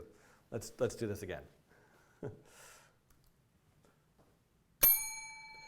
Hello, I am here in a coding challenge, and this coding challenge is a follow-up on a previous one where I looked at something called the traveling salesperson problem. Now, I would suggest if you didn't watch those videos, they're linked in this video's description. Go watch those, find out what the traveling salesperson problem is. But just quickly, just in case you don't, what the traveling salesperson problem is you create a set of points, cities, in a two-dimensional space. It could be three-dimensional, it could be four-dimensional, but in this case, two-dimensional. And you try to find what is a path that connects every possible city, starting from any city, ending with any cities, that is the shortest path. What is the easiest way to visit every single city and get to every single one? What's the shortest path through all the cities? Okay, so this particular program, which I did in the previous coding challenge, is looking at every single possibility. And even just with 1, 2, 3, 4, 5, 6, 7 cities, it's taking quite a while to check every possible city. It will get there eventually. Not every possible city, every possible order. But if I just go and change this to like 10,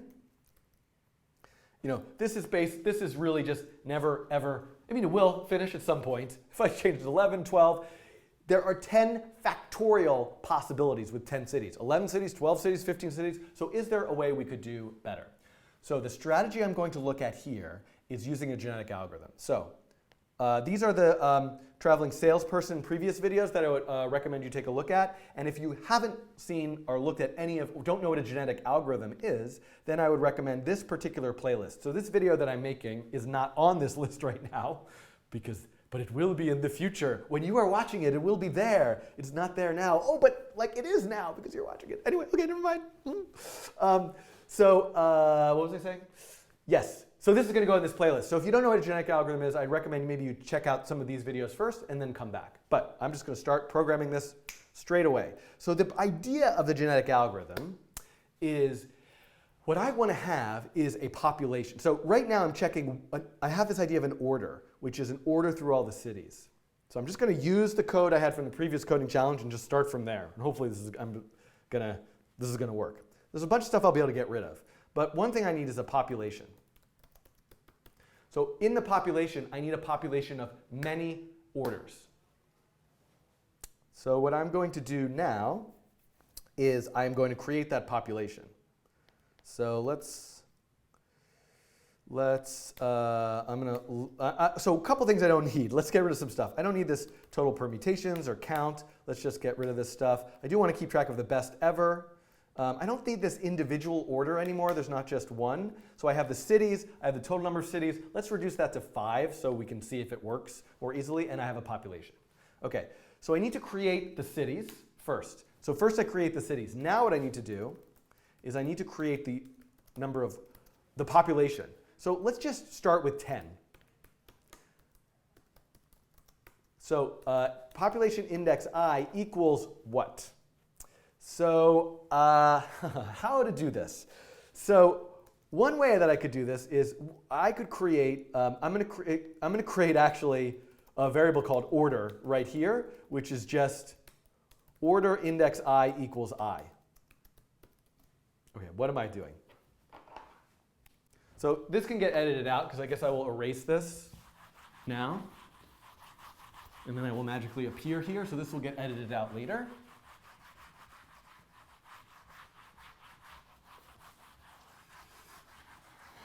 Now I'm going to go pretend to walk over there again. OK, so the idea is that I have an array that keeps track of all of these vectors. That's called cities. Now what I'm going to do is I'm going to create an array called order. And what I want is just to have an order of how we're going to go through all those cities. And so I can start with just this, right? So if there are 5 cities, 0, 1, 2, 3, 4. Now, my population, the idea of the population is I want to make a whole lot of these. And I want them to be random. Oh, no, they can't have 0, right? I can only have one number. Right? I think I did. So how do I create a whole bunch of random configurations of this? Well, I could start with this regular order. And then I could just shuffle around elements a bunch of times to randomize it, kind of like shuffling a deck of cards. So let's do that. So this is just the standard order. This array is just 0, 1, 2, 3, 4. And now population is going to be order slice.slice. I'm pretty sure the slice function in JavaScript is a function. Well, you can use it. You can give it arguments to slice out a part of an array into a new array. But what I'm doing here is I just want the whole thing. So it essentially makes a copy of that array. So if I just did this, right? If I just said population I equals order.slice, and I said console.log population,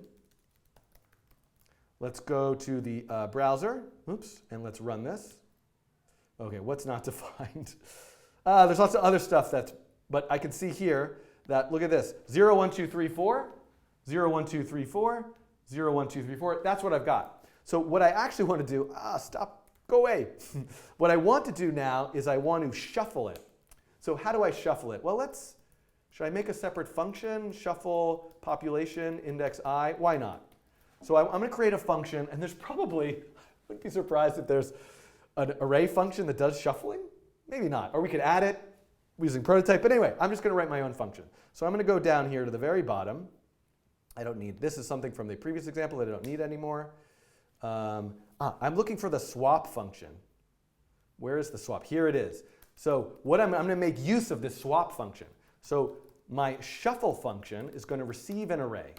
And why don't we give it like a number? Shuffle 10 times. So like shuffle the deck 10 times. So I'm going to say and so this is num. For var I equals 0, I is less than num, I plus plus. Var, so let's use n. Because what I want to do is I want to pick 2 elements. I want to say pick a random index. And you know what? Actually, we can use I. And then I'll just say this is like index 1, or index A, is a random index into the array. And index B is another random index into the array. And then all I need to do is say swap array index A, index B. So the idea is that I shuffle by saying 10 times swap 10 spots in the array, or 100 times, or 1,000 times. So now, if I were to come back up to the beginning of this program, There's all this extra stuff that I don't know what I'm going to do with here, so I'm just going to comment it all out. What I'm going to do here, and I'm going to comment this out too, is now, if I look at this, when I look at the populations, I should see them all as shuffled orders. Okay. P5 had problems creating the global function shuffle. There's a P5 function called shuffle. How interesting. Well, first let's see if my shuffle function worked. And that's the first one. Oh, it doesn't look like it worked. Okay, so what did I do wrong? Let's just make our own array. Did I not give it a number? Oh, I forgot to give it a number. I have to say shuffle a certain number of times. So shuffle 100 times. Let's try this again. And let's look at it now. There we go. So you can see these shuffled into random orders. So now I have a whole bunch of random orders. Perfect. Okay. Now, what do I want to do here? First I want to go look up, what's this shuffle function? Shuffle P5JS reference. Because maybe this does what we want it to do. Oh yeah, array functions, shuffle. Look at that. Shuffle an array. Randomizes the order of elements in an array. Implements Fisher-Yates shuffle algorithm. So this is a much fancier, oh, and look at this. We're on this wonderful, this is a beautiful Fisher-Yates shuffle. This is a great tutorial by Mike Bostock, the creator of D3, with a different algorithm for shuffling an array, which is different than mine. But anyway, let's just use it. So let's get rid of let's comment out my shuffle function. And let's just leave the P5 shuffle function and see what happens. I'm going to run this again. Let's look at what we've got. Now they're not shuffled. Why are they not shuffled? Well, I have a feeling that what it does is it makes a new copy of the array. So actually what I want to do here is just say shuffle order. So I'm using the P5 shuffle function. I want to just take that array order, shuffle it into a new array, and put that in the population. Perfect. And now if we look at this, we can see, there we go. So both are good ways of doing it. Now I'm at the point where I have an array, and I have a population of orders, and I've shuffled them. Next step, I want to find the best one in the population. Okay. Actually, what I want to do is give each one a fitness score. Okay, so I could do some kind of like object-oriented programming here where I create a wrapper object that stores the order and its fitness.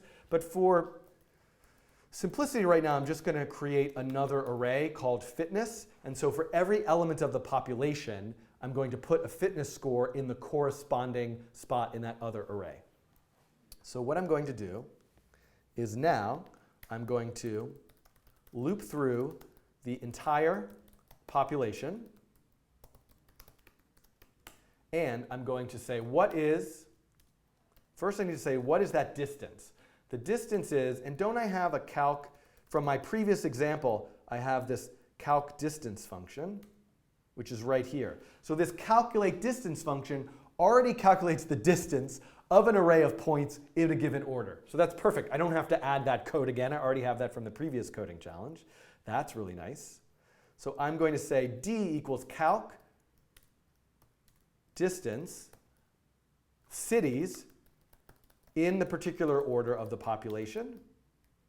And then I'm going to say fitness index I equals that distance. Now that's not exactly right, because I'm going to have to do some mapping to the fitness, because a smaller distance is a higher fitness. But let's just leave that for right now. And let's also, we have this idea of the best ever record distance. So I'm going to start with the record distance as infinity. And while I'm doing that, I'm going to say if distance is less than record distance equals that distance, and best ever equals population index I, that particular order. Okay, great. So now I'm going to take out this. Let's put all this draw stuff back in to sort of see the best ever. I'm going to leave the shuffle function, the swap function, calc distance. And now let's see what happens. Let me run this. OK, order is not defined, sketch.js line 46. Okay, so this I don't need. I just want to look at the best ever. So, so I could say, this should say best ever dot length, sorry. And this should say best ever dot length. Whoops. I don't need two of these. Sorry, I'm just going to, there's all this extraneous stuff that I don't need. So I'm going to take all this out. So I just want to draw the best one. So you can see it's making however many and drawing the best one. Now, interestingly enough, if I were to increase the population size to 100, it's probably just out of 100 possibilities. What's 5 factorial? 5 times 4 is 20, times 3 is 60, times 2 is 120. So there's only actually 120 possibilities in here. But if I were to make the number of cities something like 10, and I just have 100 possibilities, you can see it got something better than just a random order, but this is clearly not the best order. Okay. Let's pause for a second. I'm at 13 minutes, and I'm just going to drink some water and kind of figure out where I am.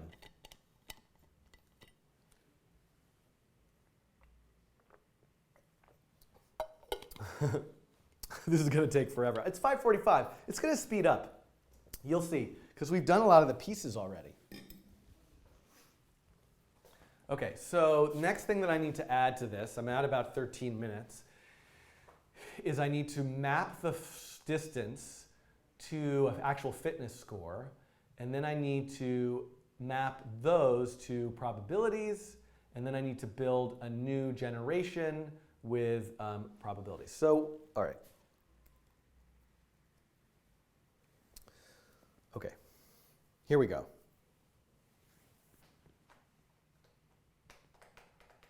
All right. Okay, so one thing I want to do right now, just because I'm seeing things starting to get, as I already have all this code and I'm adding new code, I'm going to create a new JavaScript file. I'm just going to call it GA for genetic algorithm.js. And then I'm going to add a reference to it in my index.html file. And what I want to do is I want to take some of the stuff. I don't need this next order anymore function. This should go away. That was from the lexical order version. Calc distance, swap, these can all stay. But I want to have this other JavaScript file where I can start putting functions that are particularly relevant to the genetic algorithm itself there. So all I have so far, I know I just said this, but I got to recap this for myself, is I create a whole bunch of random orders. I try all of them out, and I pick the best one. So for the genetic algorithm to work, what I want to do is after I've done that, I want to generate a whole new set of algorithms, a whole new set of orders based on the orders that did better. So one thing that I need to do here is where I am calculating those distance values, and I'm actually going to take all of this here, and I'm going to make this in a function. I'm going to say calculate fitness. So this particular algorithm that goes through and assigns a fitness, what I'm actually going to do is I'm going to map the distance, that is a value between, the fitness is a distance that's a value between, what should I do here? What would be, so this is kind of an interesting thing to think about. You know what I'm going to do? I'm not going to do that. I'm going to invert it. So if I have a number, if I want to make a number that's a high number and make the higher it is a lower value, the lower it is a higher value, I can actually just say 1 divided by d. Now I could worry that d might be 0, and so I could say 1 divided by d plus 1. That way if d is ever 0, like the 0 being the absolute best distance ever, which is unrealistic obviously, because you're never, unless all the points randomly are right on top of each other, but then everything's going to be 0. But anyway, then the fitness would be 1 and everything else would be lower. So I'm going to add that in there just as kind of a nice little extra thing, and that's the fitness value. Okay, then what I want to do is I actually want to write a function called normalize fitness. Because for the way that I'm going to pick them, what I want to do is, I'm going to mention another video that I made recently, is I want all of those fitness values not to be just some arbitrary value that's higher or lower, but I want them to map to a probability between 0% and 100%, and I want all of them to add up to 100%. So the way that I do that is I first need to calculate a sum. Then I need to loop through the entire population again. And I need to say sum plus equals fitness index I. So I want to get the total fitness, and then all I have to do again, and I can say fitness.length, because that's really the array that I'm working with, although fitness and population are going to have the same length. I'm going to then go through it again and say fitness index I equals fitness index I divided by sum. So this is the process of normalizing all those fitness values. Okay, so if I go back to the sketch, this is something I'm going to do every frame. So now I really have my genetic algorithm. The first thing I need to do is calculate fitness. Then I need to normalize fitness. Okay? So once we've done that, I've calculated fitness, I've normalized fitness. Now it's time to make the next generation. And I suppose I could draw the best before I make the next generation, but I'm not going to worry about order too much here right now. Okay, calculate fitness, normalize fitness, make the next generation. So how do I make the next generation? Okay, let's go back to here, and I'm going to write that function. Next generation. So I'm going to make another array. I'm going to call it new population. And what I want to do is I want to create something like this. I want to say, for every member of the existing population, make a new member of the new population. So if I have 100 to start, I want to then the next generation has 100, the next generation has 100. So just as a little experiment here, just to make sure things are working, I'm going to say new population index I equals population index I dot slice. So what if this is like not a genetic algorithm at all. This is me just making an exact copy of the previous generation in the new population. And then at the end, I can just say, hey, guess what? Population equals new population. So make a new population, that's a copy of the previous population, and then have that be the new population. So I should be able to do this over and over again. So I just want to see if this doesn't give me any errors. It doesn't give me any errors. But this is now running in a loop. The thing is, I'm never going to have an improvement because my new population is just the same as the previous population. So now, here's what I want to do. Here we want to have a genetic algorithm. So what I actually want to do is I want to say the new population is pick from the old population. And I'm going to say, I'm just going to call this var order equal, because I'm going to need to add something called mutation. Pick one from the new population. How do I pick one member of the old population according to its fitness value? The things with a higher fitness, I want to pick more often. The things with a lower fitness, I want to pick less often. I want to just copy the ones that were good and not copy the ones that weren't so good. Okay, so how do I do that? So I've already calculated fitness and normalized it. Oh, I know how. So guess what? I just made another video about this, a particular algorithm for doing that. So I'm going to link to that video in this video. I'm going to link to that video in this video's description. And right now I'm just going to go and grab the code from that. So that code is here in this particular sketch that I programmed earlier today called pool selection. And I'm going to go and grab this function called pick1.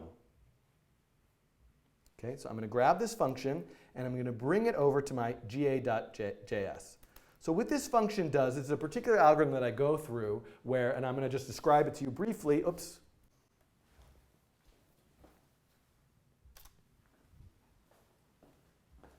Okay.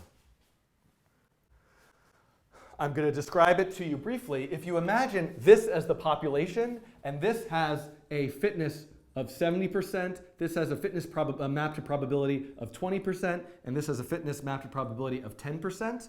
Well, I could draw that almost like as a two-dimensional space with 70% being A, 20% being B, and I didn't draw that very well to scale, 10% being C. So how can I pick a random number between 0 and 1? And whenever I pick from 0 to 0.7, I'm going to kind of land within here. Whenever I pick from 0 to 0.9, I'm going to land within here. And whenever I pick from 0.9 to 0.1, I'm going to land in here. So you can see that 70% of the time, I'm going to land in here. And that's what this algorithm is doing. And I go through it in more detail in the other video. But I do have to make some adjustments here, because I'm picking one from this population. And OK, and I think I need two arrays here. So list and probabilities. So I need to pick one from the population according to the fitness values. So I need to just change this r equals r minus probability index, and then return the index value that it finds with that list. So let's see if what this does.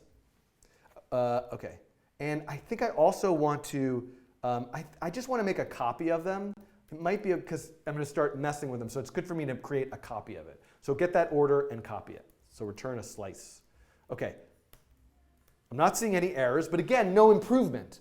Why is there no improvement? Well, even if I pick better ones more often, if they never change, whatever the best one is only the best one that it will ever be. So this is where I'm going to add a function, and I'm going to call it mutate. So in next generation, I'm now also going to say mutate order. So now I need to write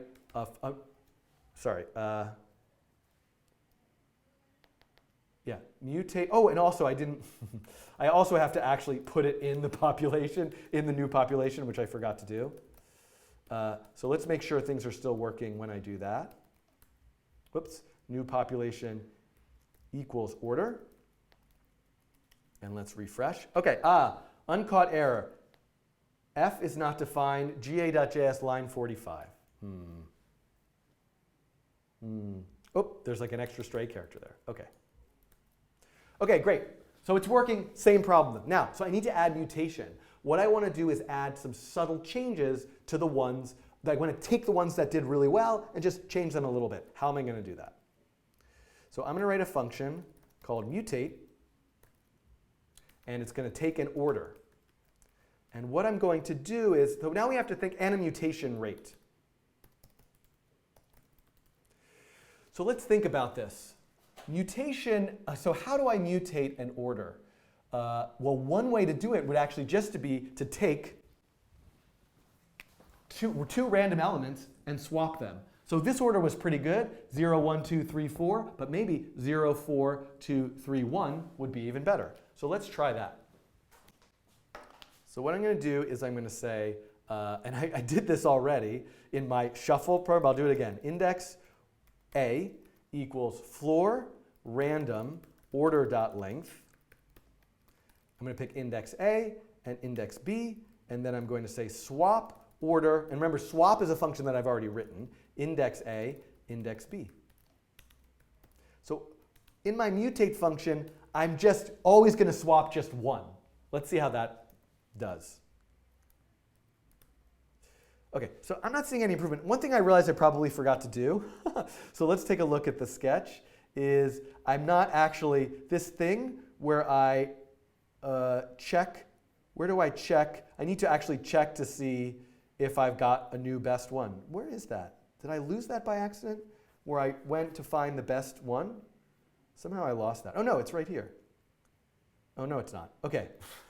So what I need to do is we have this record distance. So I don't know where that went. I had that coded already.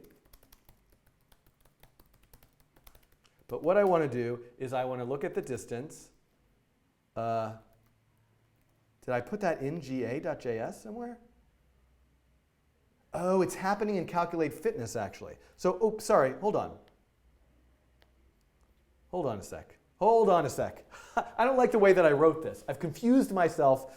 So even though I'm doing it in calculate fitness, I feel like this is a problem. And so I am going to say a separate function called find best. It really makes sense to do it there because this is an expensive operation to calculate the distance, so I'm going to leave it. Never mind.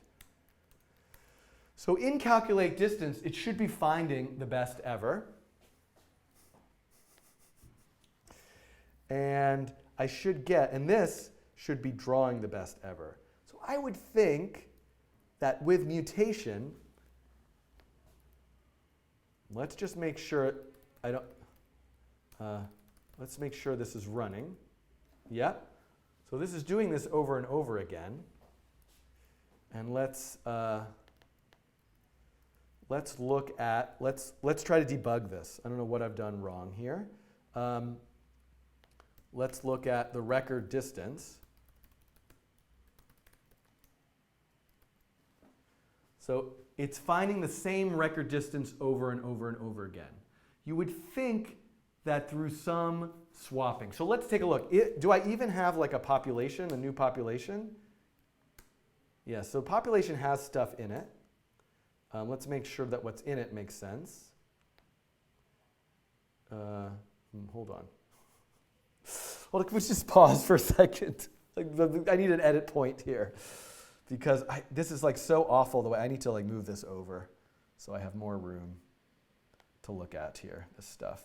And I need to, I need to debug this in a different way. Let me just see. Oh! Good.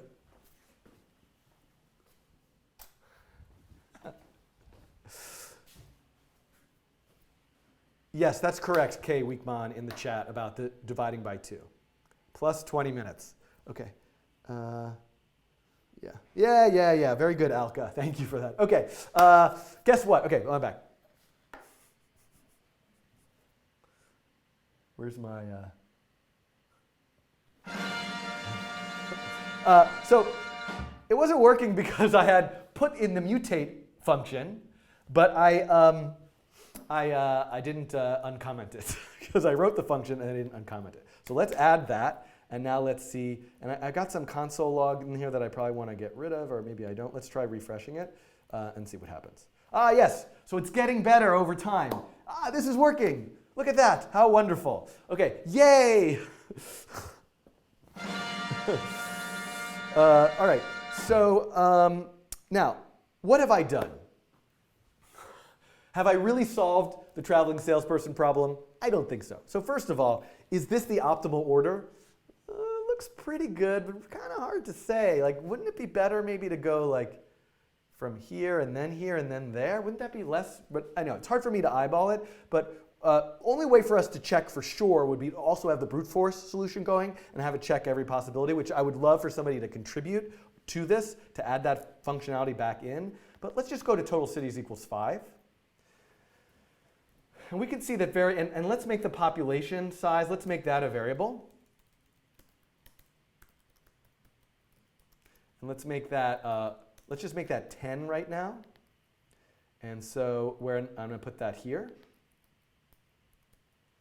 And so you can see it kind of like finding it over a short period of time. Let's make this 6. So we can see that this is working for small numbers. And even with 10, like, oh, that's not, whoa. No, that's the population size. Sorry, and what did I have it at? Total, even with, now with 10 cities, you're going to see like it's doing really, really terribly. But I only gave it a population of 10. So let's give it a population of 300. And you can see with 10, I don't know, maybe is that a good order? No, you could clearly see that you could get a much shorter order by going up those 3 and then across. You can't, my hand doesn't, oh, there, it figured it out. So it's, look at this. Maybe there's some optimization here that could be done. I don't know. So you can see that this is working. And I didn't even do crossover. All I'm doing is mutating, swapping some points in ones that did well. I didn't even make the fitness function an exponential function. So there's a lot of improvements we can make on this. What I'm going to do in the next video, and the way I'm doing mutation is a little bit awkward. What I'm going to do in the next video is see if I can improve this. So this is part 1. I've kind of got something going. I'm going to try to, and I should really, what I would like to do is also draw just the current population's best one down here. I should add that in. So what I'm going to do in the next video is I'm going to try to add some things to improve this, and namely do crossover between 2 orders, which will not be so obvious how to do that, I don't think. I'll have to think about that in between when I hit stop recording and recording. Okay, see you in the next video. Okay. All right. How am I doing? 6:04. That was probably 28 minutes, but maybe it'll get edited. Maybe Mathieu can do some editing magic to get that down to 20. I have to tie my shoe. 28 minutes is not so bad, though. Definitely need to go soon. How long is this going to last? I'm hoping I'll be done in about a half an hour. I just have to add crossover. And I should make some improvements as well. What improvements did I say? Oh, I want to draw just the best from one population at the bottom, and like maybe put the number of generations or something. Maybe the average fitness. I don't know. The average add some annotation to it, and then add crossover and think a bit more thoughtfully about mutation. Okay. This is the point of the live stream where I start to get the nervous tick, itchy thing.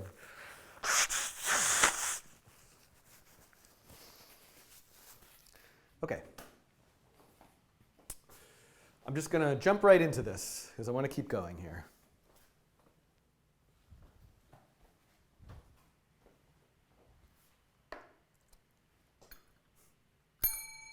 Hi. Okay, I'm back. So this is where I left off in the previous video. I have a genetic algorithm attempting to find the shortest path between all of the cities, which are these just two-dimensional points, in a traveling with the traveling salesperson problem. So what I'm doing in this version that I made in the previous video is I am just looking at the orders, the paths that had the shortest distance, and I am cloning those for a new generation and then kind of like shuffling some about randomly. But I am not actually applying crossover.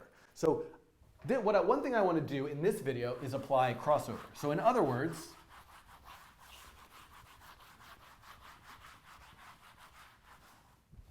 I have a set of points like 1, 2, 3, 4. Let me write those again. 1, 2, 3, 4. And one order might be something like this. And another order might be, something like this. So what I'm doing right now is we can see, I don't know, this it's hard to see. These aren't. So let's say this has a distance of some number that maps to a fitness probability score of 0.6.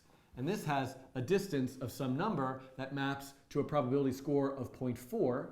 What I'm going to do for the next generation is I'm going to make if I only have a population of 2, I'm going to make 2 new orders. Can you guys hear that? Some loud noises in the hallway. Okay, I'm going to make 2 new orders, and I'm going to make these 2 new orders out of the ones that have done the best. So I'm going to throw a dart at the wall. And, I hope I don't ruin this beautiful marker. I have a 40% chance, this isn't really where I really have a 50% chance of hitting either. I have a 60% chance of picking this one, a 40% chance of picking this one. If I pick this one, I'm going to clone it to the next generation, but maybe swap 2 points.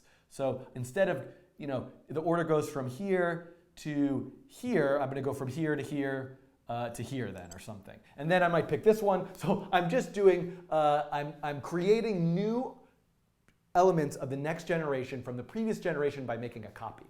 What I want to actually do is have a mechanism for how I could combine 2 of them into a new order. And that's what I'm going to look at in this particular video. Now, before I do that, let me see if I can just add some simple little improvements to this. So for example, one thing I want to do is I'm only drawing the best ever.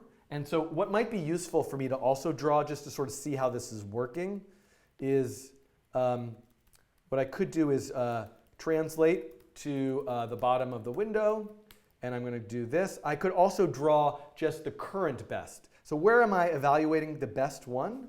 I'm doing that here. So I could have another variable which is just, where I have a variable called best ever. I'm going to have like current best. And what I'll do is here I will also say current record equals infinity. And if I will now say also, I will also check if D is less than current record, then current record is this, and current best, or best current, I can't remember what I called it. What did I call it? Current best. Current best is this. So I don't know if this is that useful, but I thought I would add it so I can also see now. This is me drawing the best ever, and now I also want to draw the current best. So let's run this, and we can see that it's, the population is doing a lot more stuff internally, but every time eventually as it's trying new eyes, it sometimes gets a better one. So this is a little, at least we have something more to watch here to sort of see like that it's continuing to animate, continuing to try and guess future options. Okay, so now, how else could we improve this? Let me look and, first of all, one thing that I did kind of weirdly, which doesn't make too much, which I feel like needs, the mutate function needs some improvements. So what mutate does is every time it clones something, it just swaps 2 elements.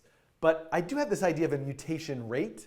So I don't know, I sort of feel like what might make sense is for me to say like, well, let me have a loop that goes through the total number of cities. And then just says like, if a random number 1 is less than the mutation rate, then perform this swap. So this is just a way for me to say like if there's 10 cities, then maybe I have a chance of like doing 10 swaps, but maybe I only have a 10% chance of doing a swap or something for any given city, for any given spot. I don't know, I'm not sure if this really makes a lot of sense, but I am going to, I'm going to try it this way. And then where I say mutate, I could give it like a mutation rate. So if I give it a mutation rate of 0, we would see that it's never, ever, ever going to get any improvements. If I give it a mutation rate of 1, we're going to see it's just like really, really, really making a lot of swaps all the time. I don't know if that's so optimal. Maybe I would try something like a mutation rate of 0.1, and maybe that's like a little bit better. So I don't know what's going to be an optimal mutation rate, but at least I have some structure for saying do more random shuffles or less random shuffles, and that could probably be improved. Okay. So now, what we need to do is add crossover. So first, I got to think about how we're going to do a crossover algorithm, but right now what I want to do before I do that is just find the place in the code where I'm going to do crossover. Okay, so this is where I make, this is where I create a new order from, I pick one from the population based on its fitness, and then I mutate it and add it. So really what I want to do is I want to change this now to be order A and order B. I want to pick 2. Order A and order 2. And then I want to say var order equals crossover order A and order B. So what I want to do is I want to pick 2, cross them over, then mutate, and then get a new. Now, whether this is actually going to improve the performance of this, it's unclear to me, but certainly this would be something that's typically found in a genetic algorithm and worth giving a try. But here's the really tricky thing. So I'm going to come over to the whiteboard, and now we have to discuss how we're going to do crossover.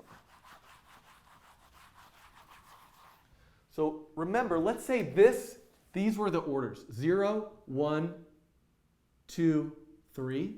These are the index values, 0, 1, 2, 3. So one order is 0, 3, 1, 2. That's one order. Another order is 0, 2, 3, 1. Okay, so typically, if you've watched any of my other videos about genetic algorithms, the way that you could perform crossover with 2 arrays of genetic information is to take half of one and half of another and put them together, in which case my new order would be 0, 3, 3, 1. But there's a major problem here. This is invalid. In other genetic algorithm examples that I've done, there's no such thing as an invalid DNA array because it's just a bunch of numbers. But this is a special kind of DNA array that must have every single instance of each index once and only once. So this kind of splitting it half and half won't work. The flipping a coin algorithm won't work. I can't say, pick A or B, 0, pick A or B, okay, pick B, 2, pick A or B, okay, pick A, 1, okay, pick A or B, pick B, 1. Once again, even if I'm flipping a coin, I now have 1s in 2 places and I don't have 3. So I'm sure there are lots of different approaches to this, and I would love to hear from you guys. Anybody?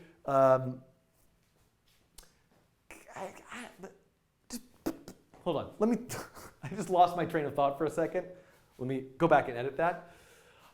I would love to hear from all of you, as if I'm actually editing. Let me just start over for a second. I'm sure there are lots of strategies for doing this kind of crossover, and I would love to hear from any of you of your own ideas of what might be a good technique. But here's one that I'm going to try. One way that I could do this, I shouldn't have erased that. Stop. I'm going to put, okay. 2 hours in is where I start to lose it. Okay. I erased, okay. Mathieu, please save me. Okay, one order again is 0, 3, 1, 2. Another order is 0, 2, 3, 1. So what if I take some random part of one of these? So let's say I just randomly decide I'm just going to take 3, 1, and I'm going to start my next order 3, 1. I have 2 empty spaces I need to fill. Well, what if I then said, okay, I'm going to take, this was a bad example because I'm going to, let me just pretend this order is a different one. Because I want to make an example that's a little bit, that actually has something you can follow. So, so this is 0, 1, 2, 3, and I'm going to go 1, 3, 0, 2, 1, 3, 0, 2. So what I'm going to do is I need to fill in these last 2 spots. And I'm going to take them from here in the same order that they're here, as long as they aren't a 3 or a 1. This is, again, I don't like this order. Can I just please have it be? It's fine. It's fine. You guys are going to get the idea. 1. Should I put a 1 here? No, it already exists. 3. Should I put a 3 here? No, it already exists. 0. Should I put a 0 here? It doesn't already exist. 2, should I put a 2 here? Yes, it doesn't already exist. So what I wanted this to be is an order that's something like 1, 0, 3, 2. I would still get the same thing, right? Because I would say 1 can't go there because it's already there. 0 can. 3 can't go in the next spot, but 2 can. So I'm going to just pick a random part of the order and then fill in the rest from the other. I think this algorithm has a name for it. I don't know what it is. Maybe somebody watching can tell me. Okay, so let's actually implement that now. Okay. Let's look at that. So what did I do? I need to write this crossover function. Okay, so coming down here, I need a new function. I'm going to put it above mutate. Somebody's playing some music in the hallway. Crossover, order A, order B. So the first thing I want to do is I want to take a random slice of order A. So I'm going to say start equals floor random 0, order A, just random order A dot length. And then I'm going to say end equals some value between start and the end of random A. I could always just take the first half or something, but this is just, I'm taking a random spot anywhere in here, so maybe I pick this spot, and then I want a random spot anywhere between here and here. And I probably should say +1, right? +1. Did I go over to that? Did I go to the whiteboard just then? Can somebody tell me? I'm going to have to wait 20 seconds. It's fine. I could use a drink of water.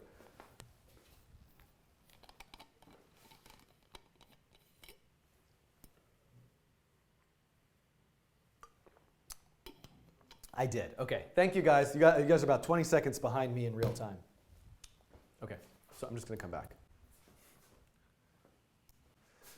Okay, so now I should probably say start plus 1, I think, because when I'm about to use slice, so I'm going to say new order equals order A slice start comma end. And I'm pretty sure that with slice, if I give it 3 as the start and 3 as the end, I won't get anything. Let's actually just look in the console to sort of see. Like if I have an array that's 0, 5, 0, 1, 2, 3, 4, A dot slice 0, comma 3. What do I get? I get 0, 1, 2. I don't get 3. I get 0, 1, 2. And if I said A dot slice 3, comma 3, I get an empty array. So I always want to at least get, and if I would say A dot slice 0, comma 5, that would be the whole thing. So I think that makes sense. Okay, now, what I need to do is figure out how many things do I have left. So I have a total number of cities minus new order dot length. So this is how many I need to add, right? Because if the total number of things should be 10, and I get this slice of 6, then I have 4 more that I need to add. So I now have a loop, I equals 0, I is less than left.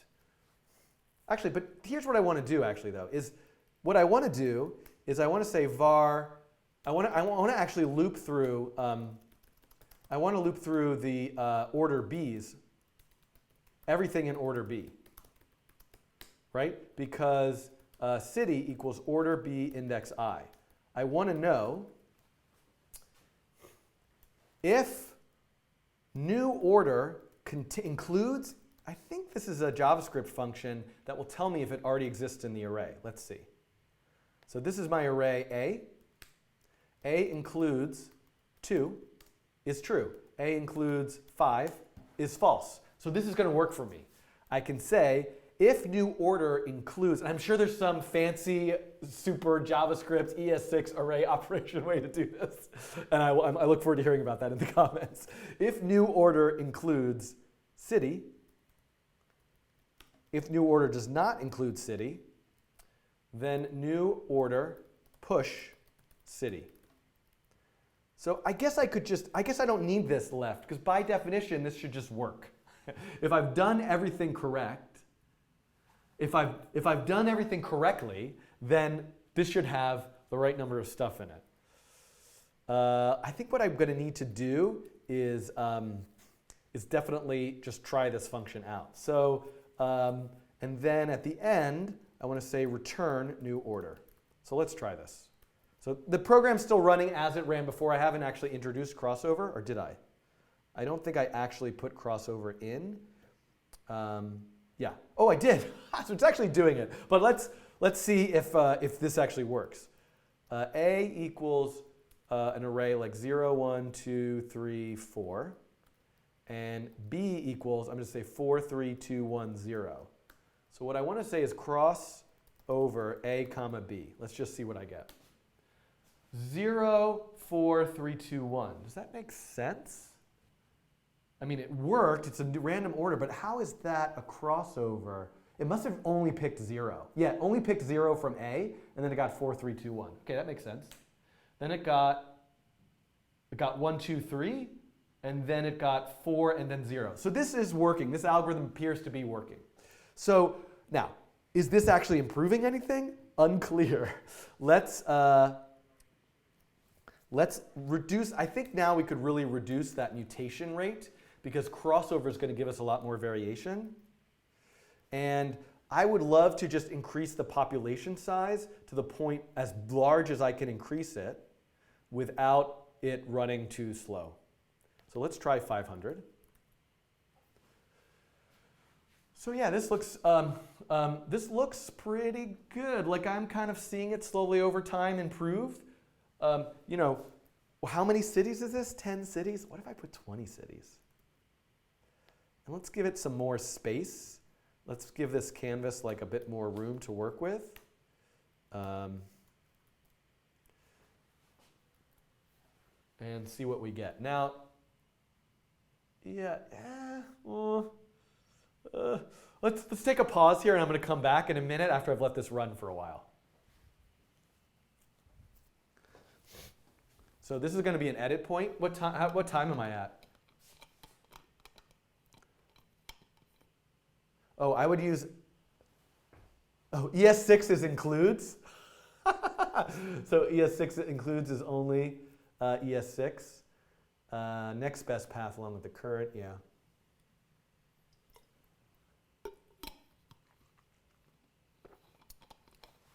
Okay, so I think I should make the fitness function exponential. And I'm looking at other, I should teach how to dance, not how to code. I think that makes sense. So I think that I'm going to let this run for a little bit longer while I'm thinking here. What else do I add to this? So a set is something that I could use. It's a unique array.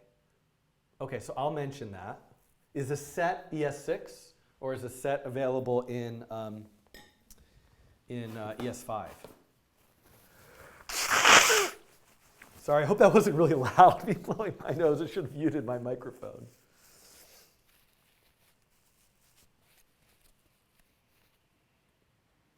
Let's see here. Set JavaScript. So does this tell me if it's like ES6 or ES5? Set is ES6, okay. Okay. And did that blow out everybody's ears? I don't know what ASMR stands for, but I shouldn't ask. Thank you, everybody, for your nice comments. I just wanted to get a little further along to see if I could at least get it something that doesn't like cross over anything. This, to me, feels like there's maybe too much craziness going on, but yes. Ruben asked a good question. So let me make a list of things that I want to mention. So ES6 set. This pencil is no good. ES6 set. I want to mention distance squared optimization. There was something else. Oh, includes is maybe ES6. And then, there's got to be better ways to visualize this. I don't know what those would be. I really wanted to improve just a little bit past where it is, but it might not. Seems slower than the poetry example, but it is TSP, I guess. Yeah. Intretz asks, well, hey, at least it is improving, but how much better is it than just choosing random paths? I'm pretty sure that this is quite a bit better at than choosing random paths, but it's clearly not good enough. I would think that choosing random paths, if you went back to like my first example, with something like 15, I don't know how many cities I have right now. 20 cities. 20 cities is a lot. That's 2.4 with 18 zeros. So if you're just picking randomly, there's really a lot of possibilities. I would guess that you're not going to get the result that I have with just random. Now, the only way for me to prove that would be to just also put a random one side by side. But yeah, mutate should swap neighbors, not random indexes. Oh, that's a really good idea. Mutate, swap neighbors.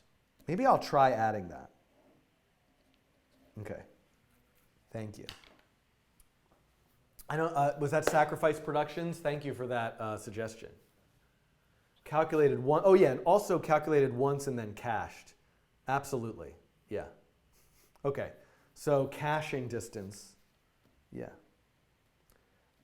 I'm less interested in adding optimizations right now to run faster. I'd love for people to contribute those, and more interested in making it work a little bit better, which I like the idea of swapping neighbors. Okay, so I'm going to come back into the video now.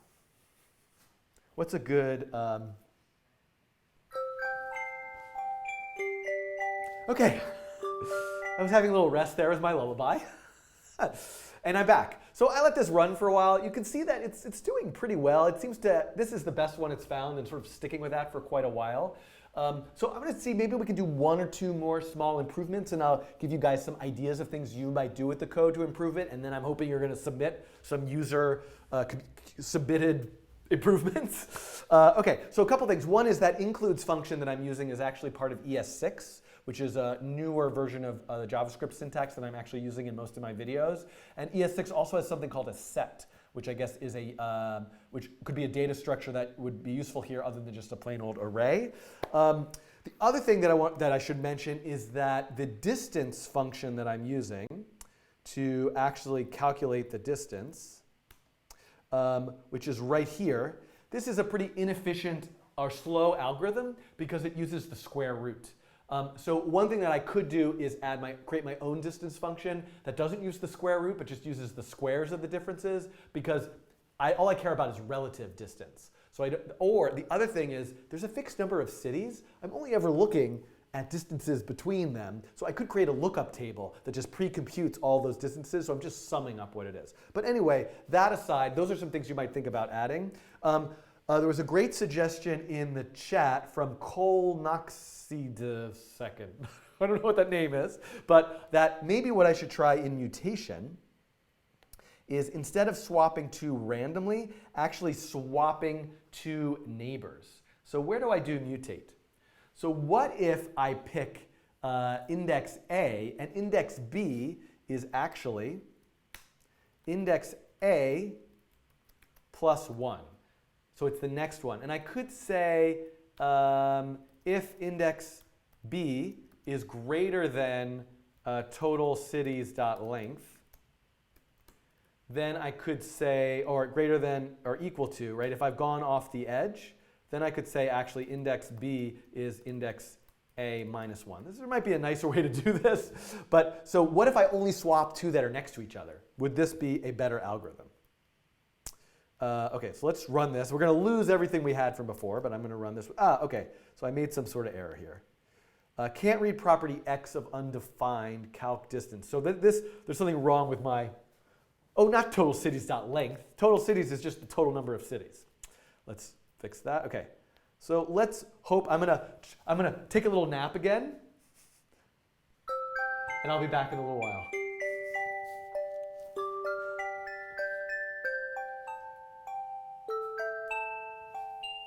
I'll let this run for a little while. What did you guys think of that swapping neighbors? Did I do that correctly? Can I program a dancing unicorn with Box2D? Ooh, I like that idea.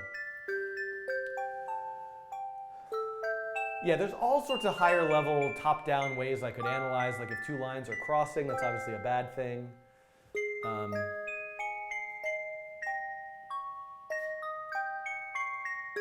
Modulus, I was going to do modulus, but wouldn't I not want to swap the end and the beginning? Oh, I guess that wouldn't matter. That would totally be fine. Yeah. Output top fitness to the window. Yeah, that would be a good idea. Okay, so I think that I want to be at 6:30. I have to go. This has been a 2.5 hour live stream. So I'm going to just be done with this. But I'm going to...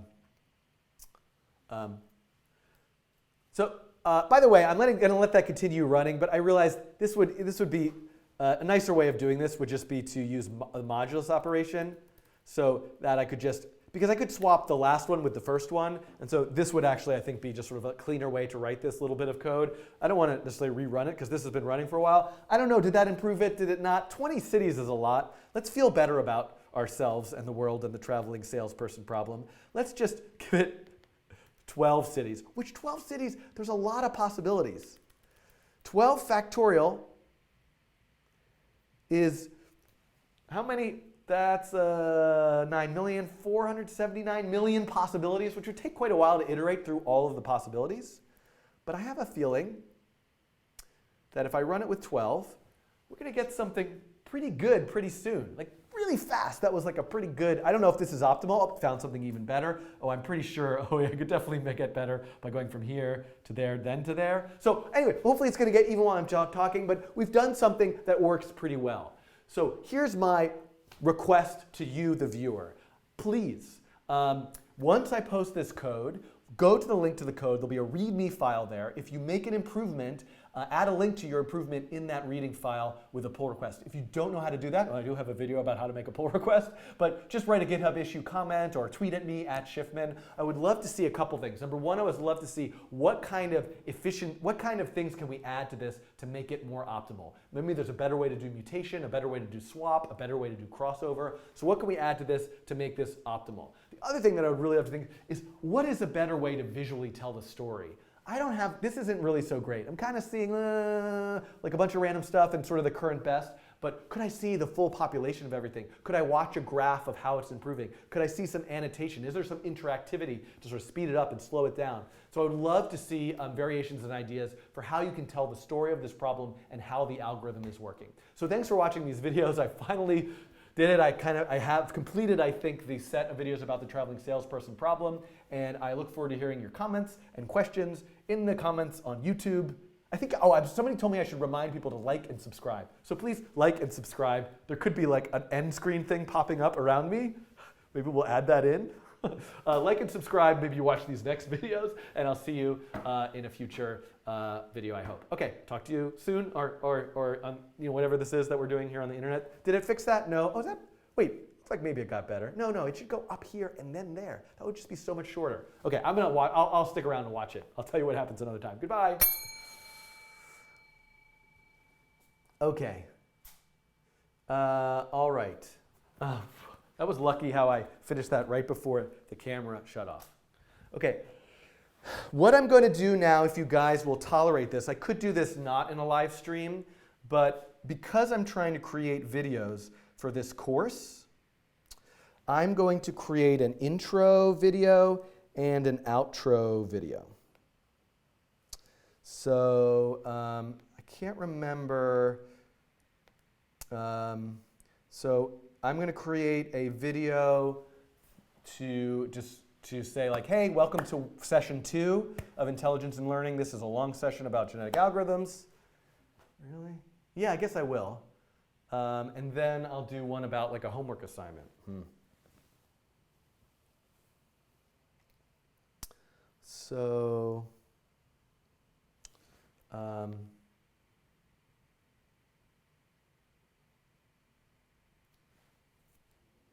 okay. All right. I don't know if this makes sense to do, but I'm just going to do it, and then I can never edit this into a standalone video on YouTube, but I'm going to do it.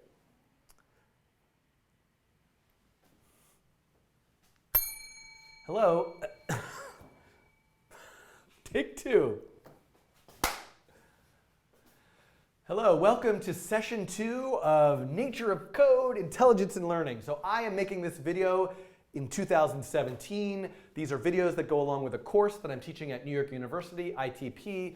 This video is going to be very, very short. And you're here in session 2. So the topic for session 2 is evolutionary algorithms. So there will be a link to this particular README file on GitHub, which has kind of a little outline of a lot of the topics, some additional reading that you could do about the topic, links to various examples. But mostly, if you're in this playlist, if you're seeing this video, this is part of session 2 Intelligence Learning playlist. There's going to be a lot of videos about genetic algorithms that you can watch. So this is a long session. It starts with about 4 or 5 videos that just explain the idea. Then I go through a kind of a scenario known as the Shakespeare monkey scenario. I don't know if that makes any sense. To use a genetic algorithm to evolve a monkey that could type Shakespeare. It's not really what happens, but it's something like that. And then I try to take a variety of other approaches, looking at something called interactive selection, where the user plays a role in the evolutionary algorithm by making fitness selections of what the user likes or doesn't like, or that sort of thing. And then also I'm going to look at an ecosystem kind of simulation where you just have a continuous system of agents moving around the screen that try to eat food or escape from a predator and that type of thing. So there's a lot of videos. Watch them all, don't watch them all, but if you get to the end, there will be a video that gives you kind of an exercise or assignment prompt. So if you get to the end and watch that video and you make something, you create something, please share it with me at Schiffman on Twitter, or in the comments here, there, anywhere, and I look forward to seeing what you make. Now, normally in this introductory video, I might sort of introduce the topic genetic algorithms, but this video is really, really short because the very first video in this particular playlist, which should come up next to you, actually does that. So genetic algorithm introduction. So you can just walk right into that video. I don't know if you walk into a video, but you can go right to that next video where I'll actually talk about what a genetic algorithm is and how it can be applied. Okay, thanks for watching this short video that I don't know if it ever will actually exist, but I'm making it, so maybe if you're watching it, then it does exist. Okay, see you soon. Okay, it's my shortest video ever. And then I'm going to make one. Let's go to assignment. Oh, I never made one for an assignment for session 1. Did I? I don't think I did. So let's go to homework 1. And I'm going to bring this up here.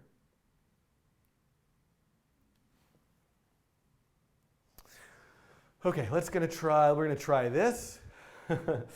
Okay. I need a boost of energy.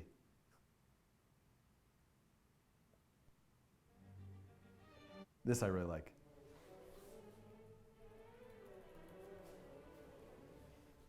You know, I have.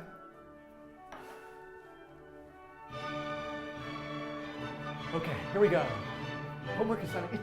It's like 77 degrees Fahrenheit in this room. I need to send an email to somebody about the temperature control in here. This, by the way, was a closet before I set up some cameras in here. There's still filing cabinets everywhere. You might think it's a big room. It's very loud music. Okay, you know, I would like to have a better selection of classical music, but these are some public domain free recordings that I got. That's the overture for the marriage of Figaro. Oh, it's starting over. That's not the pause button. Okay. Okay. Hello, welcome to a video that comes at the end of session 1 of Intelligence in Learning. This is a video that goes along with a course that I'm teaching at New York University, ITP, Tisch School of the Arts. Okay, so I'm making this video just if you happen to have watched this entire playlist, you're following this course on my YouTube channel, now's the time where you could try to make a creative exercise based on the variety of different search algorithms with graph systems that I've showed you. So this page here, I will link to it, has some of these exercise ideas. I'll maybe talk you through some of them. So one of the things you could really do is you could take any of the examples that I made, maze generation with depth first search, binary tree, and just visualize them in a different way, in an artistic way, in 3D. It'd be really interesting to see, could you do A-star pathfinding in 3D? You could actually even have a terrain that's 3D, and you're trying to, like, you don't want to go up and you want to go down. This was a viewer actually submitted a project like that, which I will try to link to in the description of this video. So I'm going to talk you through some of these possibilities. So you could make your own visual design. You know, just as a technical exercise, one thing you might try to do is there's music in the hallway again. Take that binary tree example, which just puts 10 random things in the binary tree, but allow the user to enter numbers and have those appear in the tree, so it builds up slowly. Maybe it animates in some interesting way, add some physics to it. You know, the 6 degrees of Kevin Bacon example, I used a sort of dummy small data set. You could try to build that exact same example, but with a much larger data set. Maybe it's not movies and actors. The animal guessing game oh, that's what I didn't make a video for. I should make a video about that. So if you look at this animal guessing game example, it's just a little node program that tries to guess an animal that you're thinking of, and it uses a tree-like structure to do that. And so making an interactive version of that. You know, something that I think if you look at the A-star example, and you know, all it does is show you that path that it solves for. But what if you actually used some of my autonomous agent examples that have steering agents moving through a space, actually look like they're little mice trying to find the finding it. Oh, this was this idea of, you know, how do you think about the space that you're pathfinding in? You know, it's really just, my examples are just a pure maze. I should pull one of them up. Pause. I'm going to pull one of them up. Okay.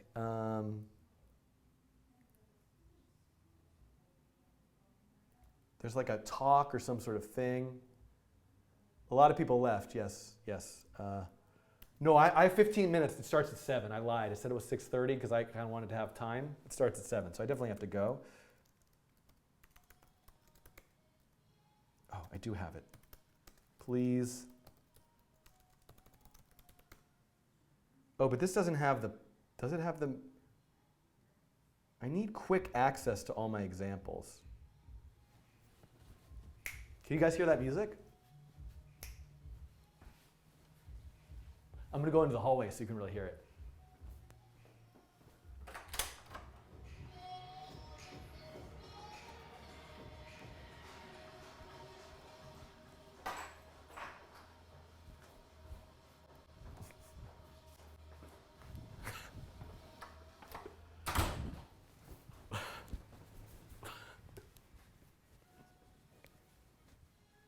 Okay, I lost my train of thought. I need to have online versions of all these examples running so I could just get to them. This is very distracting. It's probably not so loud for you. It's very loud for me. Oh, I downloaded that whole Rainbow code repository. Perfect.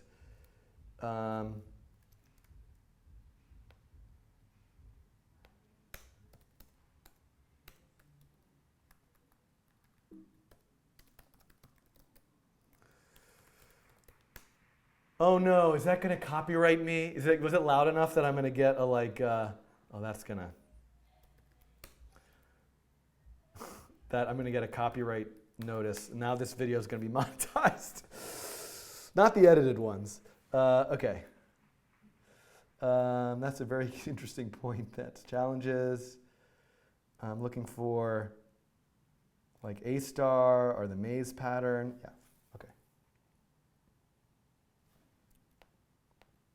And where was the DFC, the maze generation? Okay. DFS, I mean. Okay, this is the A star one. This is the maze generation one. Okay. Okay. Now I even forgot where I was or what I was saying. So with any of these examples, okay. So I pulled up the A star example and also this maze example. Now, first of all, it could be interesting to think about combining these two. That's an exercise. I actually have a solution to that. If you look at the links, I created a solution to that. But here, you could really think about the maze in a different way. Is it a wall? Is it a river? So I think just reimagining other ways to visualize these spaces and thinking about this as a terrain. There's a lot of possibilities I think that you could explore just using the algorithm but verbatim, but thinking about the actual space that the algorithm is playing out in a completely different way and putting your own design spin on it. What else do we have here? Another thing you could do is I never made a video about, say, for example, Dijkstra's algorithm, and you could investigate that and create something. So if you do any of this, if you do any of these assignments and you're watching this video, share links to what you make in this videos in the comments, or tweet them at me at Schiffman. And also, if it's a variation on one of my examples that's on the GitHub repository, you can add it, a link to it in the README file in that directory. I gotta have a better system for this, so I'm working that out. Thanks for participating in this session 1 of Intelligence and Learning, and maybe you'll move on and watch session 2 with genetic algorithms. Okay. I don't know. I don't know if these are worth keeping, but I'm just figuring this out. Let's go to homework 2. Okay, let me look at this.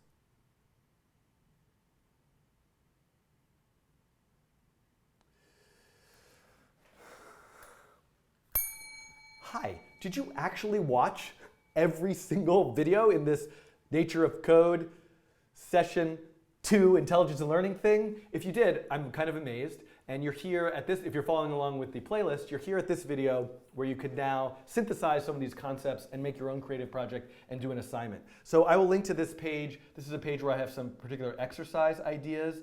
I think one thing that you could do, so here's something that you might consider doing.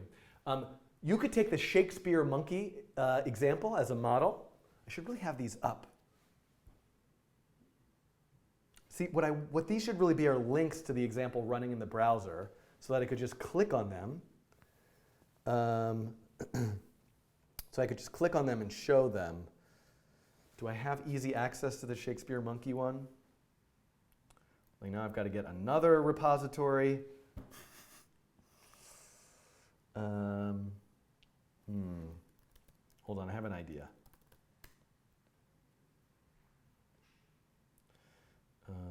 Maybe there is an interactive version here. Maybe I can't remember if I made interactive versions for this page. Come on, here we go. No, I just use screenshots. I'm working on a second edition of this. Shoot, I'm just, no, let's see. I know, no, I don't want to, okay, I only have 10 minutes.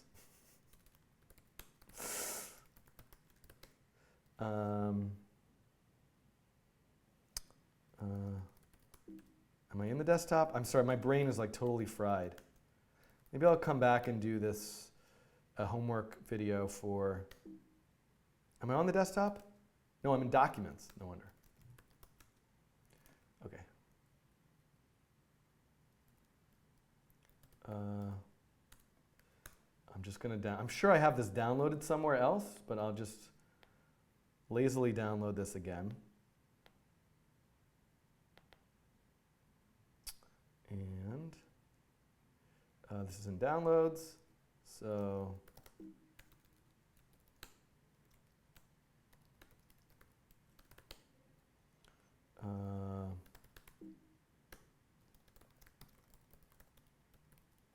and another web server.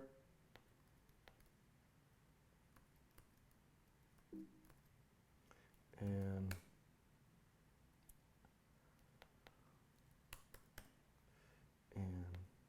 okay, here we go. So I have this up and running. Now I have the homework assignment here. What else might I want? Smart rockets. Let's get that one going. Let's try to do this in a way that makes sense. Okay, there's that example. The evolving faces. And then I want to also look at, I have this. I need one more server. Did I put this on the desktop? I put it in downloads. No, it's here.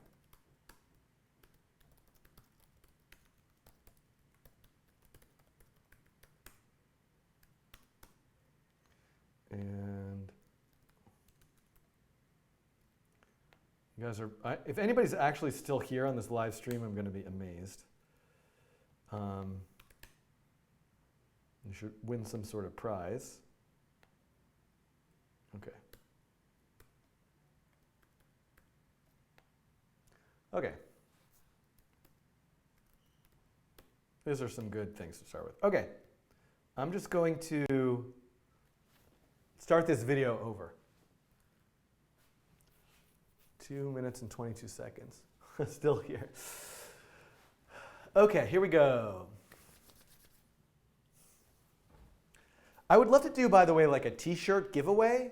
You know, obviously I have the patrons and I send patron rewards, but if anybody has a good idea of how I could do some sort of fun, but totally fair and equitable t-shirt or something giveaway, I'm open to that.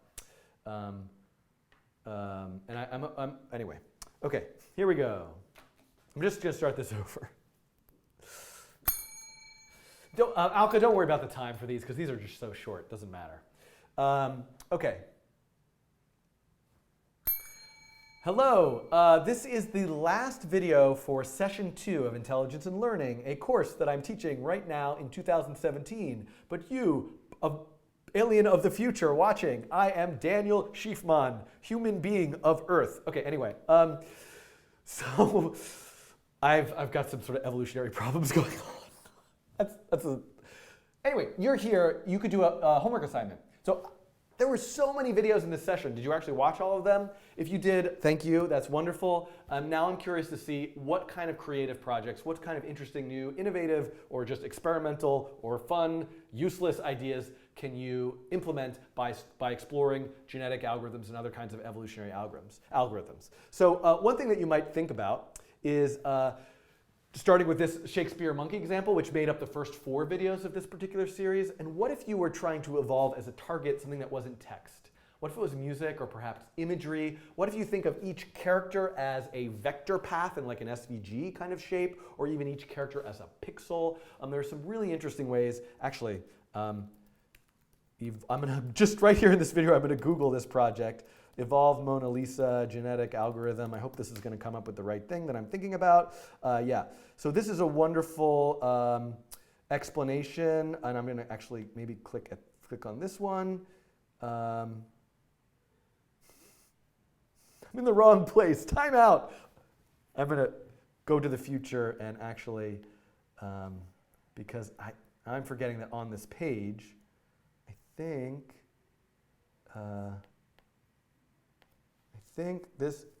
there's links to them here. Yeah. These are the links I'm looking at. I will link to these.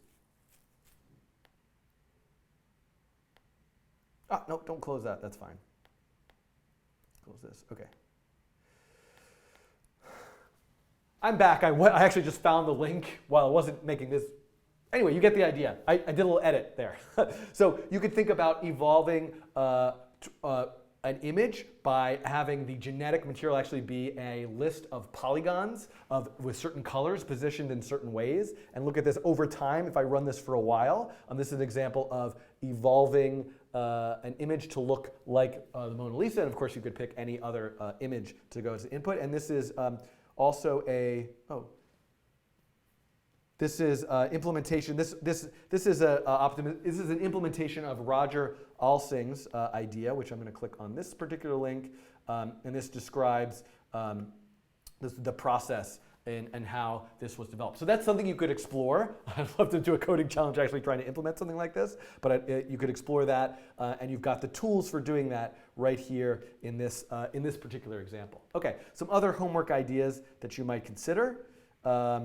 You might think about improvements you could make on the smart rockets example, maybe just adding, just something from a design idea. Like this is my smart rockets example. The design leaves a lot to be desired. And what are some other more complex ways you could think about the obstacles, the target? Does the target move around? What's the design of these rockets? This is something you could certainly explore. And then really, I think, how could you think about the interactive selection problem? So if you remember, my interactive selection example is simply just these like really crude designs of faces with a couple squares and a circle. But how could you take a design, a font, a shape, a drawing, and how can you encode that drawing and be as virtual as digital DNA? And how could you have users then rate those drawings, those designs, to evolve towards some other and get new imagery out of that? So I think that's an exciting possibility. Thinking about music, evolving music in that way.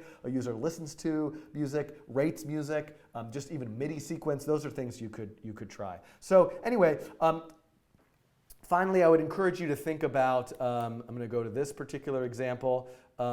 I would encourage you to think about continuous systems and improvements that you might make on steering agents, autonomous agents moving through space. This is just food and poison, but what if you add a lot more, what if you add other elements to the environment? Predators, what if you add the idea of mating, so they have to be near each other to produce a new creature for the next generation? There's a lot of possible things I think you could explore. So anyway, this is me randomly giving you some ideas of things you could try. If you make stuff, please let me know in the comments. Share them with me at Schiffman on Twitter, and I will see you in session 3, which session 3 is going to be about classification and regression. So I'll see you in those videos if you choose to watch them. Okay, goodbye. Okay. Yes, Nick923, thank you for reminding me. I I will follow up with you about that in the Slack channel. I've sent out, I would say, about 50% of the patron rewards, and I certainly haven't sent out anything for anyone who's joined after January 1st. So almost through everyone who joined through December 2016, and then I'll be starting on everyone who joined after in 2017, which is a smaller number, so that should go pretty quickly. Okay. All right, I think that I definitely have to go. It's 7 o'clock. I will, oh my God, so loud, so loud, so loud. Anonymous Penguin asked, what is the Slack channel? I guess I will do a plug. If you want to support the work that I'm doing and join the Slack community, you can do that by joining the Coding Train Patreon, which is a crowdfunding system, patreon.com/codingtrain.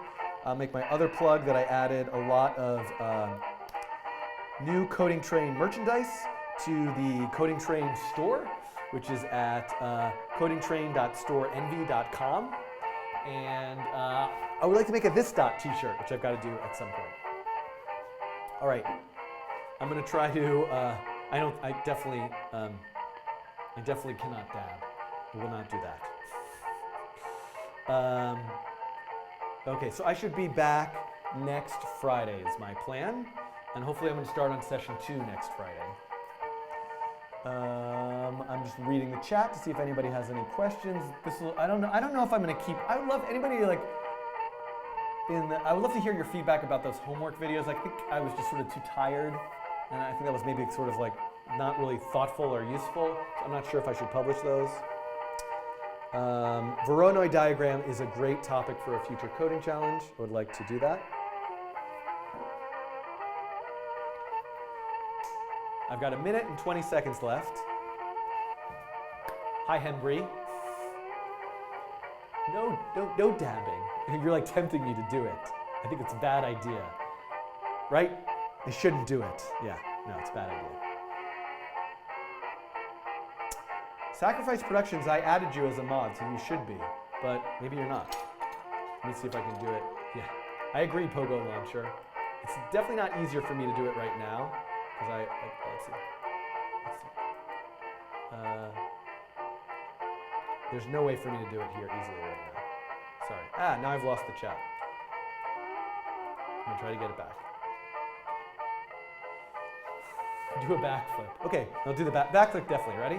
1, 2, 3. Somebody do some CGI, please. There we go. Edit that together.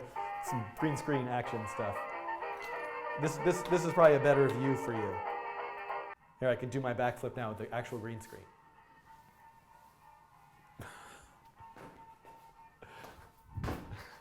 But you can see my horrific tape job. This is another laptop with the tape on it. Okay, I think I might have pulled something there. Okay, let's go back to here. That was closer to a dab. Oh, okay, thank you guys. I hope this was useful. These are exhausting but fun, and I really appreciate everybody watching and all the feedback and the comments and everybody's support. Just on YouTube, all the liking and subscribing and sharing and Patreon support and nice comments and constructive feedback. I'm going to see you guys next Friday, I hope. I'm almost certain. But just check my Twitter. I usually schedule the live stream if you go to youtube.com/shifman.live. Okay, goodbye. Thanks, everybody.